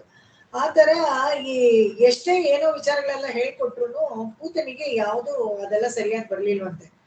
ಒಂದೇ ಒಂದು ವೇಷವನ್ನ ಬದಲಾಯಿಸ್ಕೊಳ್ಳೋದು, ಅದೊಂದು ಚೆನ್ನಾಗಿ ಬಂತಂತೆ. ಇನ್ನೊಂದು ಏನಪ್ಪಾ ಅಂತ ಹೇಳಿದ್ರೆ, ಏನೂ ಬರ್ಲಿಲ್ಲ, ಆದ್ರೆ ಅವಳ ಸ್ತನ್ಯದಲ್ಲಿ ಮಾತ್ರ ವಿಷದ ಹಾಲು ಸೇರ್ಕೊಂತು ಅಂತ. ಈ ವಿಷವನ್ನ ಮೈಯನ್ನೆಲ್ಲ ವಿಷವಾಗಿ ಹೇಗ್ ಮಾಡ್ಕೊಳ್ಬೇಕು ಅಂದ್ರೆ, ವಿಷಕನ್ಯರಂತಾನೆ ಇರ್ತಾರೆ, ಅವರ ಸಂಘವನ್ನ ಮಾಡಿದ್ರೆ, ಅವ್ರ ಹತ್ರ ಮಾತಾಡಿದ್ರೇನೆ ಸತ್ತೋಗ್ಬಿಡ್ತಾರೆ. ಆ ತರ ಒಂದು ಆರ್ಸೆನಿಕ್ ಅಂತ ಹೇಳ್ತಾರೆ, ಆರ್ಸೆನಿಕ್. ಅವ್ರಿಗೆ ಏನು ಆಹಾರ ಕೊಡ್ತಾರೆ ಅಂದ್ರೆ, ಅವ್ರು ಉಸಿರಾಡೋದೆಲ್ಲ ಗಾಳಿ ವಿಷ ಬರೋ ತರ ಆಹಾರ ಕೊಡ್ತಾರೆ. ಈ ಪೂತನಿಗೆ ಏನಾಯ್ತು, ಮೈಯೆಲ್ಲ ಏನು ವಿಷಕನ್ಯ ಆಗ್ಲಿಲ್ಲ, ಆದ್ರೆ ಸ್ತನ್ಯದಲ್ಲಿ ಮಾತ್ರ ವಿಷ ಸೇರ್ಕೊಂಡಿತ್ತು. ಆತರ ಆಶ್ಚರ್ಯಕರವಾದ ಸಂಗತಿಗಳೆಲ್ಲ ನಮಗೆ ಸಿಗತ್ತೆ. ಆತರ ಸ್ತನ್ಯದಲ್ಲಿ ಸಿಕ್ಕಾಕೊಂಡಿತ್ತು, ಅವಾಗ ವಿಷ ಸೇರ್ಕೊಂಡಿತ್ತು. ಅದನ್ನ ಉಪಯೋಗಿಸ್ಕೊಳಕ್ಕೆ ಕಂಸ ಇವಳನ್ನ ಕಳಿಸ್ದಾಗ ಒಂದು ವೇಷ ಬದಲಾಯಿಸ್ಕೊಳ್ಳೋಕೆ ಚೆನ್ನಾಗಿ ಗೊತ್ತಿತ್ತಲ್ಲ, ತುಂಬಾ ಸುಂದರವಾಗಿ ಬಂದ ತಕ್ಷಣ ಹಾಗೆ ಹಾಲು ಕೊಟ್ಬಿಟ್ಲು ಅಂತಲ್ಲ, ಅವಳು ಟೈಮ್ ತಗೊಂಡ್ ಹೋಗಿರ್ತಾಳೆ. ಇದು ಬಂದೆ 8 ದಿವಸದಲ್ಲಿ ನಾನು ಕೊಲ್ತೀನಿ ಅಂತ. ಆ 8 ದಿವಸದಲ್ಲಿ ಏನ್ ಮಾಡಿದ್ಲು ಅಂದ್ರೆ, ಬಂದು ನಿಧಾನವಾಗಿ ಒಬ್ಬೊಬ್ಬರ ಮನೇಲಿ ಫ್ರೆಂಡ್ಲಿ ಆಗಿದ್ಲಂತೆ. ಅಕಸ್ಟಮೈಸ್ಡ್, ಎಲ್ರ ಮನೇಲಿ ಏನಿಲ್ಲ ರೀತಿ ರಿವಾಜ ಏನು ಹೇಗೆ ಅಂತೆಲ್ಲ ನೋಡ್ಕೊಂಡ್ಲು. ಪ್ರತಿ ದಿವಸ ಎಲ್ಲರೂ ಕೃಷ್ಣನ್ ನೋಡಕ್ ಹೋಗ್ತಾರೆ ಅಂತ ಗೊತ್ತಾಯ್ತು ಅವಳಿಗೆ. ಅದೊಂದು ಒಳ್ಳೆ ವಿಷಯ ಅಲ್ವಾ, ಅವಳು ಅವ್ರ ಜೊತೆ ಇವ್ರು ಮಾತಾಡ್ಬೋದು. ಅದಕ್ಕೆ ಅಲ್ಲಿರೋ ಅಕ್ಕಪಕ್ಕದವ್ರ ಮನೆಗೆಲ್ಲ ಹೋಗಿ ಸ್ನೇಹ ಮಾಡ್ಕೊಂಡ್ಲಂತೆ. ಸ್ನೇಹ ಮಾಡ್ಕೊಂಡು ಇವಾಗ ಅವರು 2ನೇ ದಿವಸ 3ನೇ ದಿವಸ ನೋಡಿದ್ರೆ ಅವರೇ ನಕ್ಬಿಟ್ಟು ಮಾತಾಡಿಸ್ತಾರಲ್ವಾ. ಸೊ ಆ ನಕ್ಬಿಟ್ಟು ಮಾತಾಡಿಸಿದಾಗ ಕೃಷ್ಣನ್ ಮನೆಗೆ ಹೋದಾಗ ಅವ್ರ ಜೊತೆ ಮಾತಾಡ್ಕೊಂಡೇ ಬಂದ್ಲಂತೆ. ಏನೆಲ್ಲ ಎಷ್ಟೆಲ್ಲ ಅವಳು ತಯಾರಿ ಮಾಡಿರ್ಬೇಕು ನೋಡಿ, ಯಾರಿಗೂ ಒಂದು ಚೂರು ಅನುಮಾನ ಬರಬಾರ್ದು ಅನ್ನೋ ತರ. ಆತರ ಎಲ್ಲ ಮಾಡ್ಕೊಂಡ್ ಬಂದ್ಲು ಅಂತ ವಿವರವಾಗಿ ಅಲ್ಲಿ ಕೊಡ್ತಾರೆ. ಆ ಪೂತನಿನ ಅವಳನ್ನ ಕೊಂದು. ಹೇಗೆ ಅಂದ್ರೆ ಸ್ತನ್ಯಪಾನ ಮಾಡೋದೇ ಪೂತನಿ ಸಂಹಾರ ಇದೆಯಲ್ಲ, ತುಂಬಾ ರಂಜಕವಾಗೂ ಇದೆ. ಅದನ್ನ ಮತ್ತೆ ಮತ್ತೆ ಕೇಳಿದ್ರೆ ನಮ್ಗೆ ಏನು ನಷ್ಟ ಇಲ್ಲ, ಯಾಕಂದ್ರೆ ನಮಗೆ ನಾವೆಲ್ಲ ಮತ್ತೆ ಸ್ತನ್ಯಪಾನ ಮಾಡದೇ ಇರುವಂತ ಒಂದು ಫಲ ನಮಗೆ ಸಿಗುತ್ತೆ ಪೂತನಿ ಇದ್ರಲ್ಲಿ. ಅವಳು ಬಂದು ಹಾಲನ್ನ ಕೊಟ್ಟಾಗ ಏನೋ ತುಂಬಾ ಹಸಿದು ಎಷ್ಟೋ ಹೊತ್ತಾಯ್ತೆ ನಾವು ಮಗು ಹಾಲು ಕುಡಿಯಕ್ಕೆ ಅನ್ನೋತರ ಕುಡಿತಾನೇ ಇದ್ದಂತೆ ಹಾಲೆಲ್ಲ ಬರಿದೋಗ್ಬಿಡ್ತಂತೆ. ಅವಳು ಸೇರ್ಕೊಂಡಿದ್ದು. ಅವಳು ಏನಂದ್ರೆ ಬಾಯಿ ಇಟ್ಟಿದ ತಕ್ಷಣ ಮಗು ಸತ್ತೋಗ್ಬೇಕಾಗಿತ್ತು. ಆಶ್ಚರ್ಯವಾಗತ್ತಂತೆ. ಕೆಳಗೆ ನೋಡ್ತಾಳಂತೆ, ಅಯ್ಯೋ ಇಷ್ಟು ಸುಂದರವಾದ ಮಗುವನ್ನ ನಾನು ಸಾಯಿಸಕ್ಕೆ ಅಂತ ಬಂದಲ್ಲ, ಇಂಥ ಪಾಪಿ ನಾನು, ದೇವ್ರೇ ನನ್ನ ಕ್ಷಮಿಸ್ಬಿಡಪ್ಪ ನೀನು ಅಂತ ಕೇಳ್ಕೊಳ್ತಾಳಂತೆ. ಅಲ್ಲಿ ಅದೆಲ್ಲ ಹೇಳ್ತಾನೆ. ಅವನ ಮುಖ ನೋಡಿದ ತಕ್ಷಣ ಶರಣಾಗತಿ ಮಾಡ್ಕೊಳ್ಬೇಕು ಅಂತ ಅನ್ನಿಸ್ತು. ಅಲ್ಲೇ ಅನ್ಕೋತಾಳಂತ, ಅಯ್ಯೋ ದೊಡ್ಡ ತಪ್ಪು ಮಾಡ್ಬಿಟ್ಟೆ, ಈ ಮಗುವನ್ನ ಸಾಯಿಸಕ್ ಬಂದಿದ್ದೀನಲ್ಲ, ನಾ ಕಂಸನ ಮಾತನ್ನ ಕೇಳ್ಕೊಂಡು ಅಂತ ಹೇಳ್ಬಿಟ್ಟು ಮಾಡ್ತಾ ಇದ್ದಂತೆ. ಅಷ್ಟರಲ್ಲಿ ಇವನ್ ಹಾಲು ಪೂರ್ತಿ ಕುಡ್ದು ಆಗೋಯ್ತು. ಅಯ್ಯೋ ಇನ್ನೂ ಏನೂ ಆಗ್ಲಿಲ್ಲ ಈ ಮಗುಗೆ ಅಂತ ಹೇಳಿದ್ರೆ ಸಾಲ್ದು ಹಾಲು ಅಂತ ಹೀರ್ತಾ ಇದ್ದಾನಂತೆ. ಅವಳು ಪ್ರಾಣ ಸಮೇತ ಹೀರ್ಬಿಟ್ಟ. ಅಲ್ಲಿಗೆ ಅವಳು ಸತ್ಲು ಅಂತ. ಆತರ ಆಶ್ಚರ್ಯವಾದ ಸಂಗತಿಗಳು ಪೂತನಿ ಸಂಹಾರ ವಿಷಯದಲ್ಲಿದೆ. ಪೇಯ್ ಮುಲೈ ಉಂಡ ಮಾಶಗಡ ಊದೈತ್ ಕೆಳಗಡೆ ಸಾಲಲ್ಲಿ ಬರುತ್ತೆ ಅದು. ಈ ಶಕ್ತಾಸುರ ಭಂಜನ ಇದೆಯಲ್ಲ, ಅದು ಒಂದು ವೃತ್ತಾಂತ. ಇದನ್ನೆಲ್ಲ ಮಾಡಿ ಕತ್ತು ಕುಳಿ ಕುಣಿಲೈ ಕಲಂಕ ನೆಕ್ ಎರಿಂದ ಅದೇ ವತ್ಸಾಸುರನನ್ನ ತಗೊಂಡು ಕಪಿತಾಸುರನಿಗೆ ಬೀಸದಲ್ಲ. 4 ಸಾಲಲ್ಲಿ ಎಷ್ಟೊಂದು ಕೃಷ್ಣ ಏನೇನ್ ಮಾಡಿದ ಆ ಚೇಷ್ಟತೆಗಳನ್ನೆಲ್ಲ ಇದರಲ್ಲಿ ಬರ್ದಿದ್ದಾರೆ.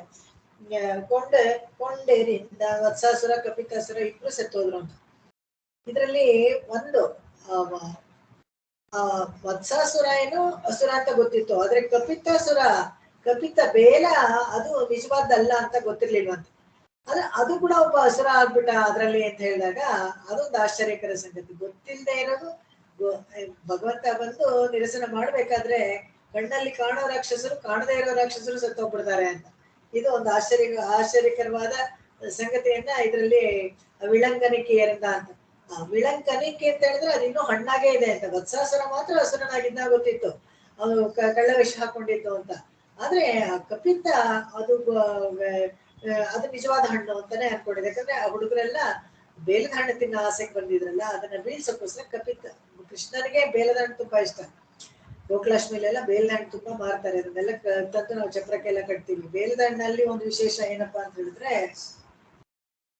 ಕಪಿತ್ತ ಬಲ ಜಂಬು ಫಲ ನಿವೇದನ ಭಗವಂತನಿಗೆಲ್ಲ ಮಾಡ್ತಾರಲ್ಲ, ಗಣಪತಿಗೂ ಅಷ್ಟೇನೆ. ಯಾಕೆ ಅಂತ ಹೇಳಿದ್ರೆ ಬೇಲದ ಹಣ್ಣನ್ನ ಉಂಡೆಯಾಗಿ ತಿನ್ಬೇಕು. ಹೇಳ್ತೀನಿ ಹಲವಾರು ಸತಿ, ಉಂಡೆಯಾಗೆ ತಿನ್ಬೇಕಂತ. ಯಾರ ಜೊತೆಗೂ ಹಂಚ್ಕೋಬಾರ್ದು. ಯಾಕಂದ್ರೆ ಅದ್ರಲ್ಲಿ ಯಾವುದೋ ಒಂದು ಬೀಜದಲ್ಲಿ ಮಾತ್ರ ಅಮೃತ ಅಡಗಿರುತ್ತೆ ಅಂತ. ಅದಕ್ಕೋಸ್ಕರ ಅದು ಇಡೀ ಒಂದು ಬೇಲದ ಹಣ್ಣನ್ನ ತೆಗೆದ್ರೆ ಅದನ್ನ ಹಾಗೆ ಫುಲ್ಲು ತಿನ್ಬಿಡ್ಬೇಕು ಒಬ್ರು ಅಂತ ಹೇಳ್ತಾರೆ. ಅದೇ ತರ ಆನೆ ನುಂಗಿದ ಬೇಲ ಅಂತಾನು ಹೇಳ್ತಾರೆ. ಬೇಲದ ಹಣ್ಣನ್ನ ಹಾಗೆ ಉಂಡೆಯಾಗಿ ತಿಂದ್ರೆ ಕೂಡ ಆನೆ ಹೊರಗಡೆ ಹಾಕ್ಬೇಕಾದ್ರೆ ಉಂಡೆಯಾಗೆ ಹಾಕತ್ತೆ. ಅದೊಂದು ವಿಶೇಷ. ಅದು ಹೇಳ್ತಾರೆ. ಹೀಗೆ ಎತ್ತಿಪ್ಪಣಿಲಂವಾಯ್ ವೇತ ಇಷ್ಟು ಸಾಲದು ಅಂತ ಹೇಳ್ದ. ಇದೆಲ್ಲ ಬಾಲಚೇಷ್ಟಿತೆಗಳು. ಕೃಷ್ಣಾವತಾರವನ್ನ ನಾವು ವರ್ಣಿಸ್ಬೇಕಾದ್ರೆ ಏನೆಲ್ಲ ಹೇಳ್ಬೇಕಪ್ಪ, ಹೇಳೋಕೆ ಸಾಧ್ಯವಿಲ್ಲ. ಯಾಕಂದ್ರೆ ಯಶೋಧ ಕೃಷ್ಣ ವರ್ಣಿಸ್ಬೇಕು, ಬಾಲಕೃಷ್ಣನ ವರ್ಣಿಸ್ಬೇಕು, ಗೋಪಿಕಾ ಕೃಷ್ಣನ ವರ್ಣಿಸ್ಬೇಕು, ಗೀತಾ ಉಪದೇಶ ಮಾಡಿದ ಕೃಷ್ಣನ ವರ್ಣಿಸ್ಬೇಕು, ಇಷ್ಟು ಬಲರಾಮ ಕೃಷ್ಣನ ಒಂದು ಜೊತೆಯಾಗಿ ಅದನ್ನು ಬೇರೆ ವರ್ಣಿಸ್ಬೇಕು. ಹಲವಾರು ರೀತಿಯಲ್ಲಿ ಕೃಷ್ಣಾವತಾರವನ್ನ ಕೊಂಡಾಡಬಹುದು ನಾವು. ಅದನ್ನ ಇಲ್ಲಿ ಹೇಳ್ತಾರೆ. ವೆತ್ತಿಪ್ಪಣಿಲಂವಾಯ್ ವೇತ. ವೆತ್ತಿ ಅಂದ್ರೆ ವೆಟ್ರಿ, ಜಯನಾದವನ್ನ ಜಯಘೋಷವನ್ನೇ ಮಾಡುವಂತ ಪಾಂಚಜನ್ಯವನ್ನ ಬಾಯಲ್ಲಿ ಇಟ್ಕೊಂಡು ಮಹಾಭಾರತ ಯುದ್ಧವನ್ನ ತೊಡಗಿಸಿದ್ನಲ್ಲ ಭಗವಂತ. ಪಂಡ್ ಅಂದ್ರೆ ಹಿಂದೆ ಮಹಾಭಾರತ ಯುದ್ಧವನ್ನ ಡಿಕ್ಲೇರ್ ವಾರ್ ಓಪನ್ ಅಂತ ಪಾಂಚಜನ್ಯಂ ಹೃಷಿಕೇಶ ಅವನು ಊದದ್ನಲ್ಲ, ಅದನ್ನ ಘೋಷಣೆ ಮಾಡಿದಾಗ ಸಘೋಷೋದ ಧೃತರಾಷ್ಟ್ರಾಣಿ ಹೃದಯಾನಿ ವ್ಯಧಾರಯತ್. ಈ ಘೋಷ ಇದೆಯಲ್ಲ, ಅದು ಧೃತರಾಷ್ಟ್ರನ ಮಕ್ಕಳ ಎಲ್ಲ ಹೃದಯದಲ್ಲಿ ತುಮುಲೋ ಏನು ನೊಡಗಿಸ್ಬಿಡ್ತಂತೆ. ಇದೇನಲ್ಲ ಅವ್ರಿಗೆ ಆ ತರ ಒಂದು ಶಂಖಧ್ವನಿ. ಅದಕ್ಕೆ ಅದು ವೆಟ್ರಿ ಪಣಿಲಂ ಅಂತ. ಪಣಿಲಂ ಅಂದ್ರೆ ಶಂಖ. ಅದನ್ನ ಊದಿ ಅವರ ಹೃದಯದೆಲ್ಲ ಒಂದು ನಡುಕ ಬರೋ ತರ ಮಾಡ್ತಾನಂತೆ ಭಗವಂತ. ಅದನ್ನ ಇಲ್ಲಿ ಹೇಳ್ತಾರೆ. ಮುಂದಿನ ಹಾಡುಗೋಣ. ಪಂಡೆಲ್ಲಾಂ ವೇಂಗಡಂ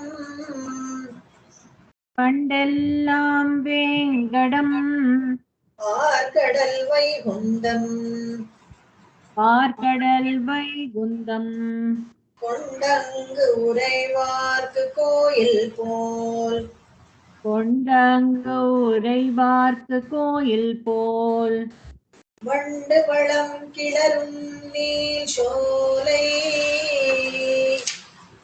பண்டு வளம் கிளரும் நீள் சோலை பண்பூங்கடிகை பண்பூங்கடிகை இளங்குமரன் தன் விண்ணகர் இளங்குமரன் தன் விண்ணகர் பண்டெல்லாம் வேங்கடம் பார்க்கடல் வைகுந்தம் கொண்டங்கு உறைவார்க்கு கோயில் போல் வண்டு வளம் கிளரும் நீள் சோலை வண்பூங்கடிகை இளங்குமரன் தன் விண்ணகரம் பண்டெல்லாம் வேங்கடம் பார்க்கடல் வைகுந்தம் கொண்டங்கு உறைவார்க்கு கோயில் போல் வண்டு வளம் கிளரும் நீள் சோலை வண்பூங்கடிகை இளங்குமரன் தன் ವಿಣ್ಣಗರ್.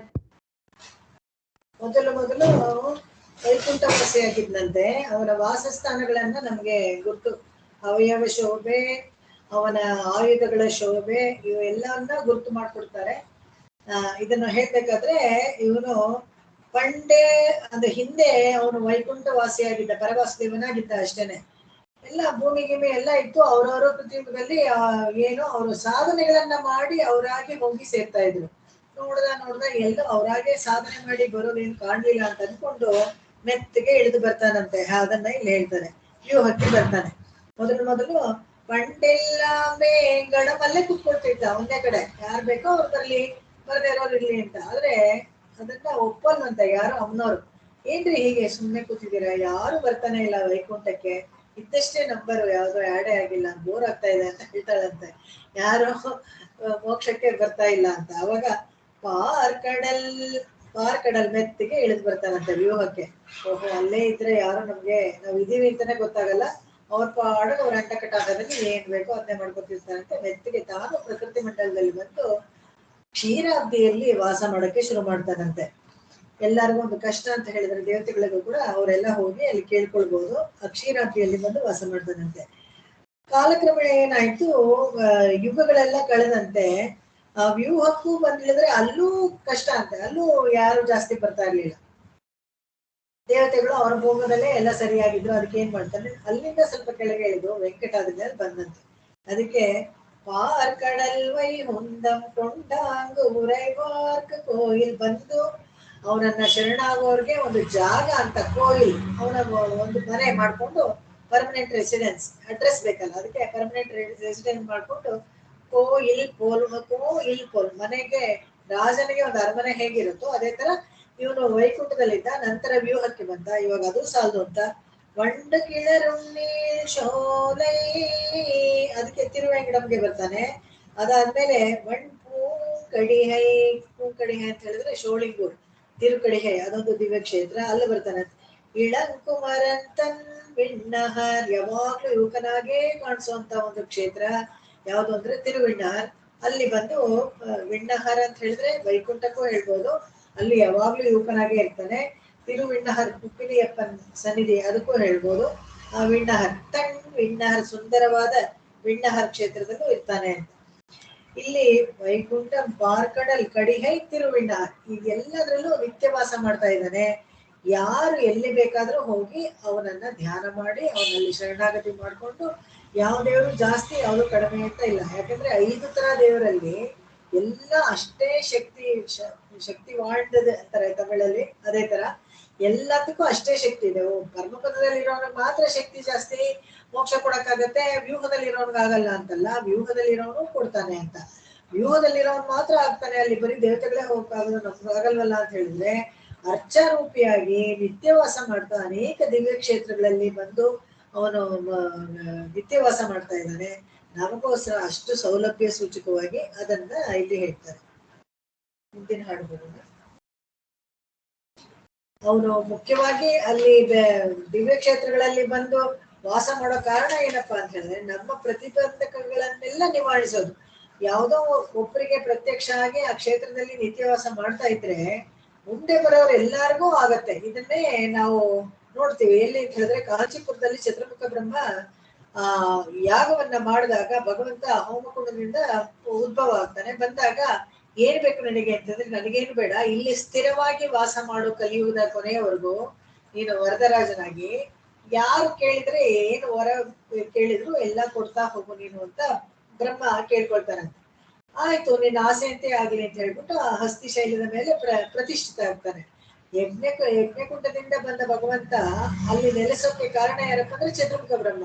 ಅವನು 100 ಅಶ್ವಮೇಧ ಯಾಗವನ್ನು ಮಾಡ್ಬೇಕಾಗಿರುತ್ತೆ. ಅಷ್ಟು ಒಂದು ಯಾಗವನ್ನ ಮಾಡೋ ಸಮಯ ಅವನಿಗಲ್ಲಿರಲ್ಲ. ಅದಕ್ಕೆ ಒಂದು ಮಾಡಿದ್ರೆ ಸಾಕು, ಸಾವಿರಕ್ಕೆ ಮಾಡ್ಬೇಕಾಗತ್ತೆ, ಅಷ್ಟು ಸಮಯ ಇಲ್ಲ ಅವನಿಗೆ ಅಂತ ಹೇಳ್ಬಿಟ್ಟು ಒಂದು ಮಾಡಿದ್ರೆ ಸಾಕು, ಕಾಂಚೀಪುರದಲ್ಲಿ 1000 ಮಾಡಿದ ಲೆಕ್ಕಕ್ಕೆ ಬರತ್ತೆ ಅಂತ ಹೇಳ್ಬಿಟ್ಟು ಕಾಂಚೀಪುರ ಕ್ಷೇತ್ರದಲ್ಲಿ ಮಾಡಿದಾಗ ಕೊನೆಯಲ್ಲಿ ಪೂರ್ಣಾವತಿ ಆದ್ಮೇಲೆ ಯಜ್ಞಕುಂಡದಿಂದ ಉದ್ಭವ ಆಗುವವನೇ ವರದರಾಜ ಸ್ವಾಮಿ.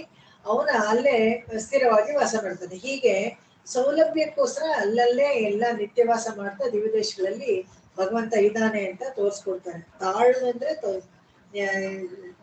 ಇದು ಸೌಲಭ್ಯ. ಭಗವಂತನ ತಾಳು ಅಂದ್ರೆ ಕೆಳಗಿಳಿದು ಬಂದ, ಡೌನ್ ಟು ಅರ್ತ್ ಅಂತ ಹೇಳ್ತೀವಲ್ಲ, ಆ ತರ ಕೆಳಗಿಳಿದು ಬಂದು ನಮ್ಮ ಸಮಕ್ಕೆ ನಮಗೆ ಎಟುಕೋ ತರ ಭಗವಂತ ಬಂದಿರ್ತಾನೆ ಅಂತ. ಮುಂದಿನ ಹಾಡು ತುಂಬಾ ಚೆನ್ನಾಗಿದೆ. ಇದೇನೆ ತಿರುಪತಿ ದೇವರ ಅವಯವಗಳನ್ನ ವರ್ಣಿಸುವಂತದ್ದು. ಅನೇಕರಿಗೆ ಸಂದೇಹ ಬರತ್ತಲ್ಲ, ಅದನ್ನ ಕೂಡ ಶಂಕರಾಚಾರ್ಯರು ಕೂಡ ಹೋಗಿ ಪರೀಕ್ಷೆ ಮಾಡಿದ್ರು ಅನ್ನೋದೆಲ್ಲ ನಮ್ಗೆ ಸುದ್ದಿನಲ್ಲಿ ಸಿಕ್ಕಿತ್ತು.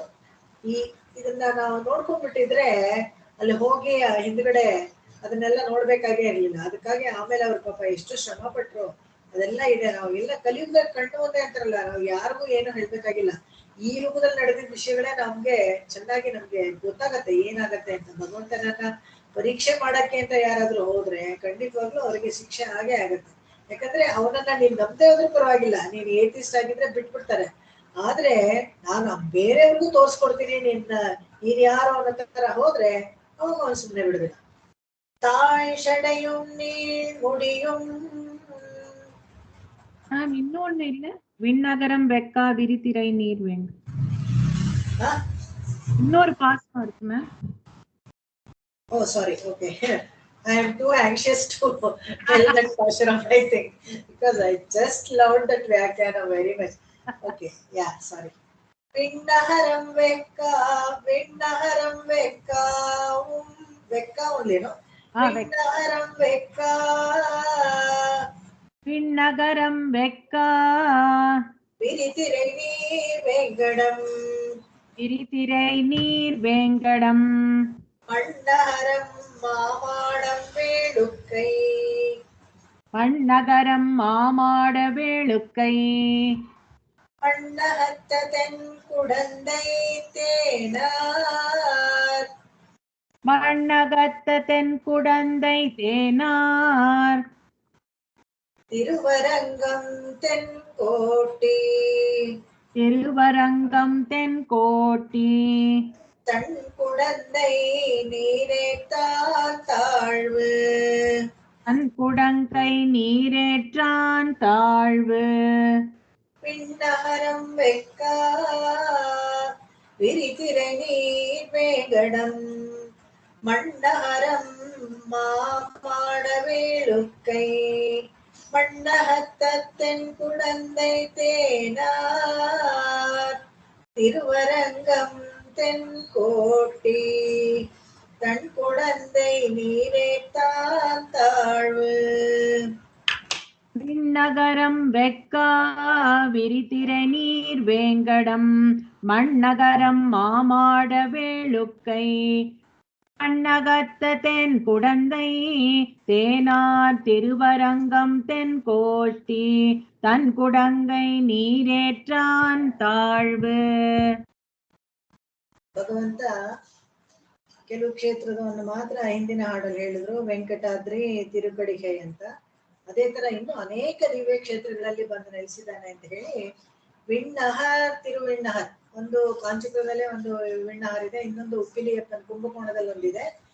ಅದ ವೆಕ್ಕ, ತಿರುವೆಕ್ಕ, ಇದೆಲ್ಲ ಹೆಚ್ಚು ಕಡಿಮೆ ಇದು ಕಾಂಚೀಪುರದಲ್ಲಿ ಒಂದು 14 ದಿವ್ಯ ದೇಶಗಳಿದೆ. ಈ ತಿರುವೆಕ್ಕ ಅನ್ನೋದು ಯಥೋಕ್ತಕಾರಿ ಸನ್ನಿಧಿ, ಅದನ್ನ ಇಲ್ಲಿ ಹೇಳ್ತಾರೆ. ಆಮೇಲೆ ವೇಂಕಡಂ ಎಲ್ಲಾರ್ಗೂ ಗೊತ್ತೇ ಇದೆಯಲ್ಲ, ಎಲ್ಲರೂ ಆಯುಷಲ್ಲಿ ಒಂದ್ಸತಿ ಆದ್ರೂ ಹೋಗೇ ಇರ್ತಾರೆ. ಒಂದ್ಸತಿ ಅಂದ್ರೆ ಕೆಲವರಂತೂ ವರ್ಷ ಹೋಗ್ತಾ ಇರ್ತಾರೆ. ಮಣ್ಣಹರಂ ಅಂದ್ರೆ ಇಡೀ ಭೂಲೋಕಕ್ಕೆ ಮಣ್ಣಹರಂ ಅಂತ ಹೇಳಿದ್ರು. ತಿರುವೇಳುಕೆ ಅಂತ ಹೇಳಿದ್ರೆ ಯೋಗ ನರಸಿಂಹನಾಗಿ ವೇಗವತಿ ತೀರದಲ್ಲಿ ನಿತ್ಯವಾಸ ಮಾಡ್ತಾ ಇದ್ದಾನೆ ಭಗವಂತ ಅಲ್ಲಿ. ತಣ್ಕುಡನ್ನೈ ಕುಂಭಕೋಣ ಕ್ಷೇತ್ರದಲ್ಲಿ ಆರಾಂಬುದನಾಗಿ ಇದ್ದಾನೆ.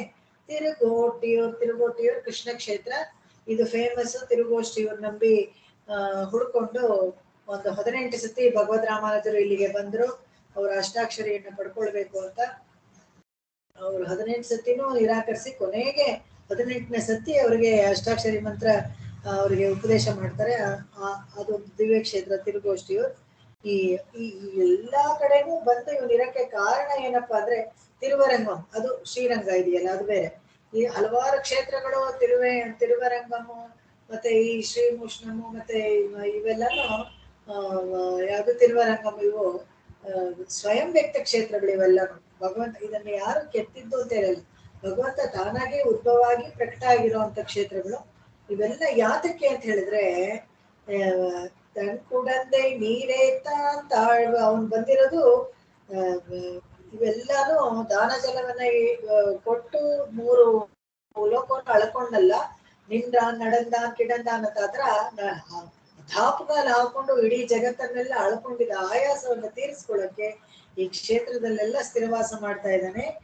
ಅದೇ ಭಗವಂತ ವಾಮನ ಅವತಾರ ಮಾಡಿದವನೇ, ವಾಮನನಾಗಿ ಅವತಾರ ಮಾಡಿ ತ್ರಿವಿಕ್ರಮನಾದವನೇ ಇಲ್ಲೆಲ್ಲ ಈ ಕ್ಷೇತ್ರಗಳಲ್ಲಿ ನಮ್ಮ ಸೌಲಭ್ಯವಾಗಿ, ಅಂದ್ರೆ ತುಂಬಾ ಹೋದವರಿಗೆಲ್ಲ ಸಿಗ್ಬೇಕು ಅವನ ದರ್ಶನ, ಅವನನ್ನ ಬೇಡ್ಕೊಳ್ಳೋ ಒಂದು ಅವಕಾಶ ಸಿಗ್ಬೇಕು ಅಂತಿದ್ರೆ ಅರ್ಚಾಮೂರ್ತಿಯಾಗಿ ಸೌಲಭ್ಯಕ್ಕೋಸ್ಕರನೇ ಹೆಸರಾಗಿ ತಂಗಿರುವ ವಾಸಸ್ಥಾನಗಳು ಇವೆಲ್ಲಾನು.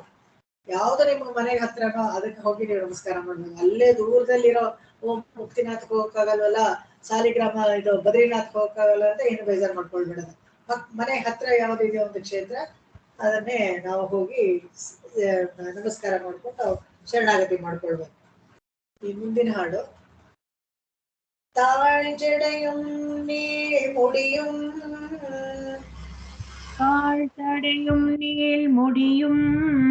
பொன்மழுவும் சக்கரமும் சூழரவும்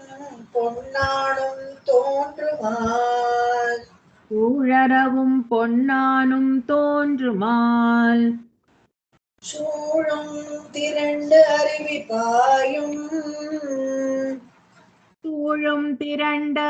பாயும் திருமலை மேலெந்தைக்கு இரண்டுருவம் ஒன்றாய் இசைந்து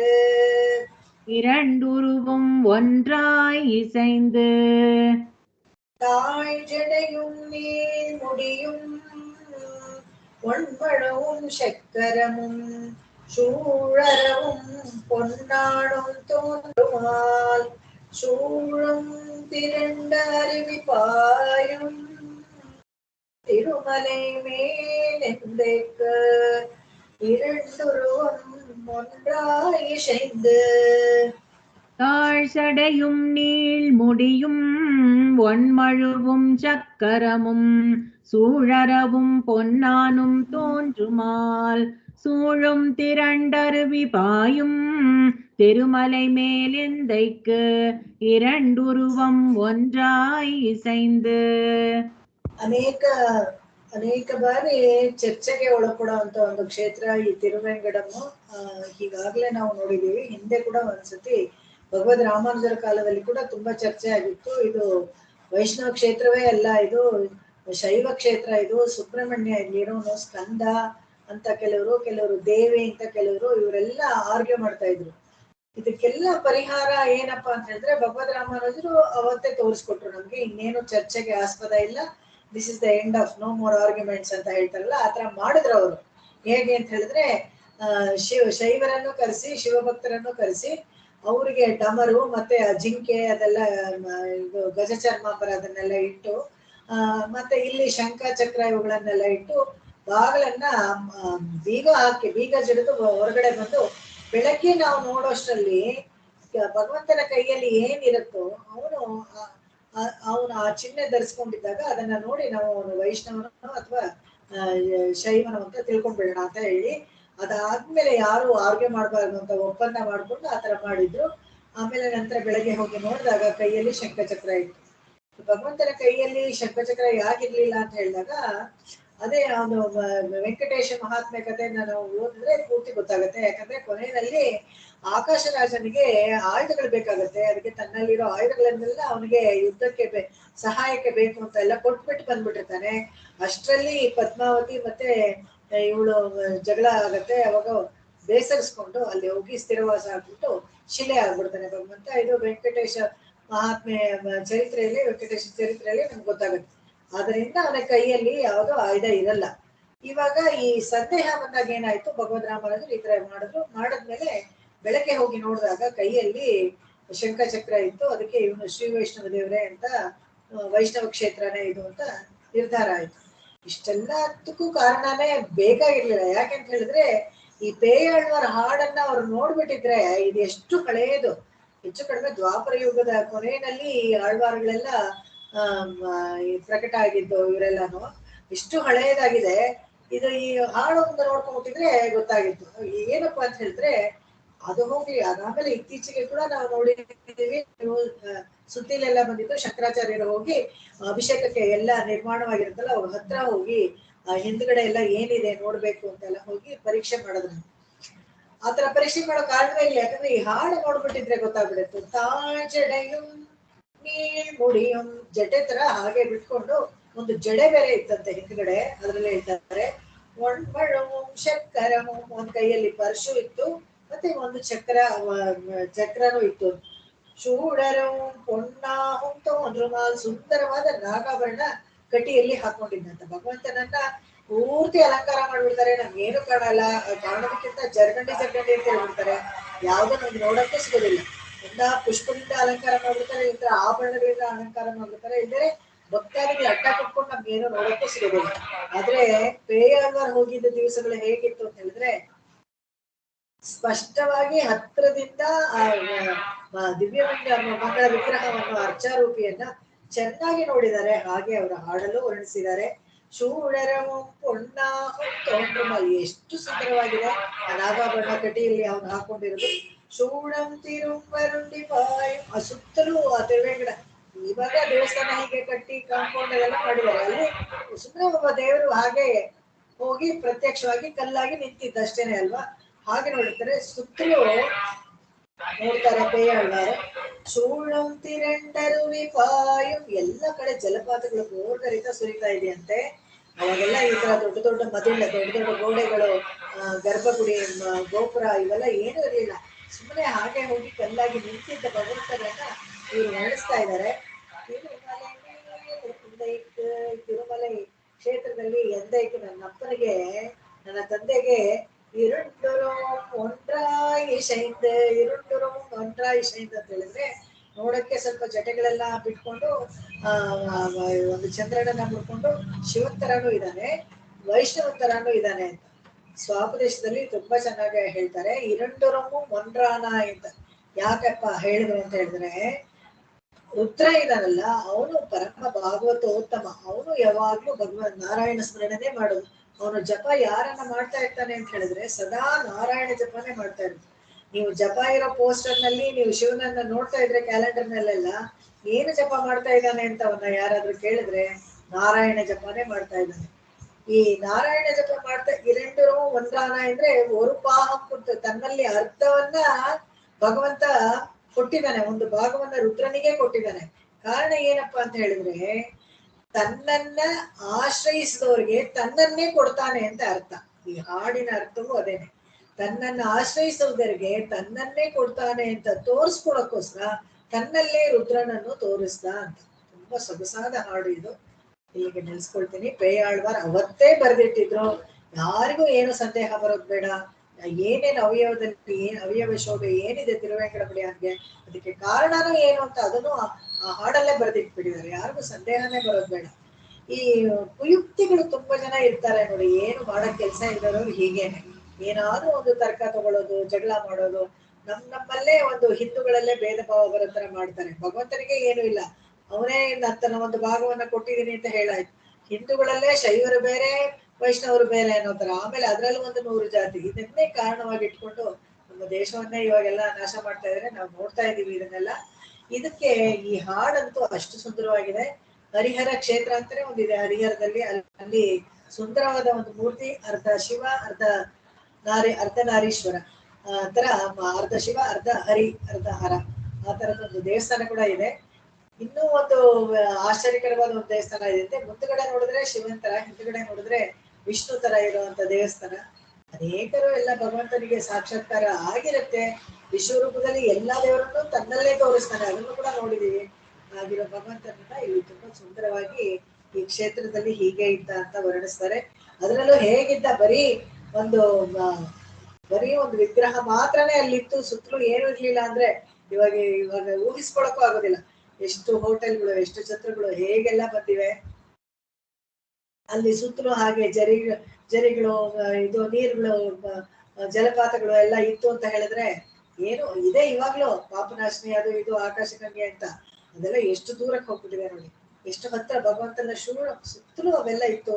ಅದ್ ಬೋರ್ಗರೆ ಜಲಪಾತಗಳು ಸುರಿಯೋ ಶಬ್ದ ಭಗವಂತನ ಹತ್ರ ನಿಂತ್ಕೊಂಡ್ರೆ ಕೇಳಿಸ್ತಾ ಇತ್ತಂತೆ, ಅಷ್ಟು ಚೆನ್ನಾಗಿತ್ತು. ತಿಳಿಸ್ಕೊಳ್ತೀನಿ. ಪೆರಿಯಾಳ್ವಾರ್ ತಿರುವಡಿಗಳೇ ಶರಣಂ. ಆಕಾಶಾತ್ ಪತಿತಂತೋಯಂ ಯಥಾ ಗಚ್ಚತಿ ಸಾಗರಂ. ಸರ್ವದೇವ ನಮಸ್ಕಾರಃ ಕೇಶವಂ ಪ್ರತಿ ಗಚ್ಚತಿ, ಕೇಶವಂ ಪ್ರತಿ ಗಚ್ಚತಿ, ಕೇಶವಂ ಪ್ರತಿ ಗಚ್ಚತಿ. ಓಂ ಶಾಂತಿ ಶಾಂತಿ ಶಾಂತಿ. ಕಾಯೇನ ವಾಚಾ ಮನಸೇಂದ್ರಿಯೇರ್ವಾ ಬುದ್ಧ್ಯಾತ್ಮನಾ ವಾ ಪ್ರಕೃತೆ ಸ್ವಭಾವಾತ್ ಕರೋಮಿ ಯದ್ಯತ್ ಸಕಲಂ ಪರಸ್ಮೈ ನಾರಾಯಣಾಯೇತಿ ಸಮರ್ಪಯಾಮಿ. ಎಲ್ಲರಿಗೂ ನಮಸ್ಕಾರ, ಧನ್ಯವಾದ.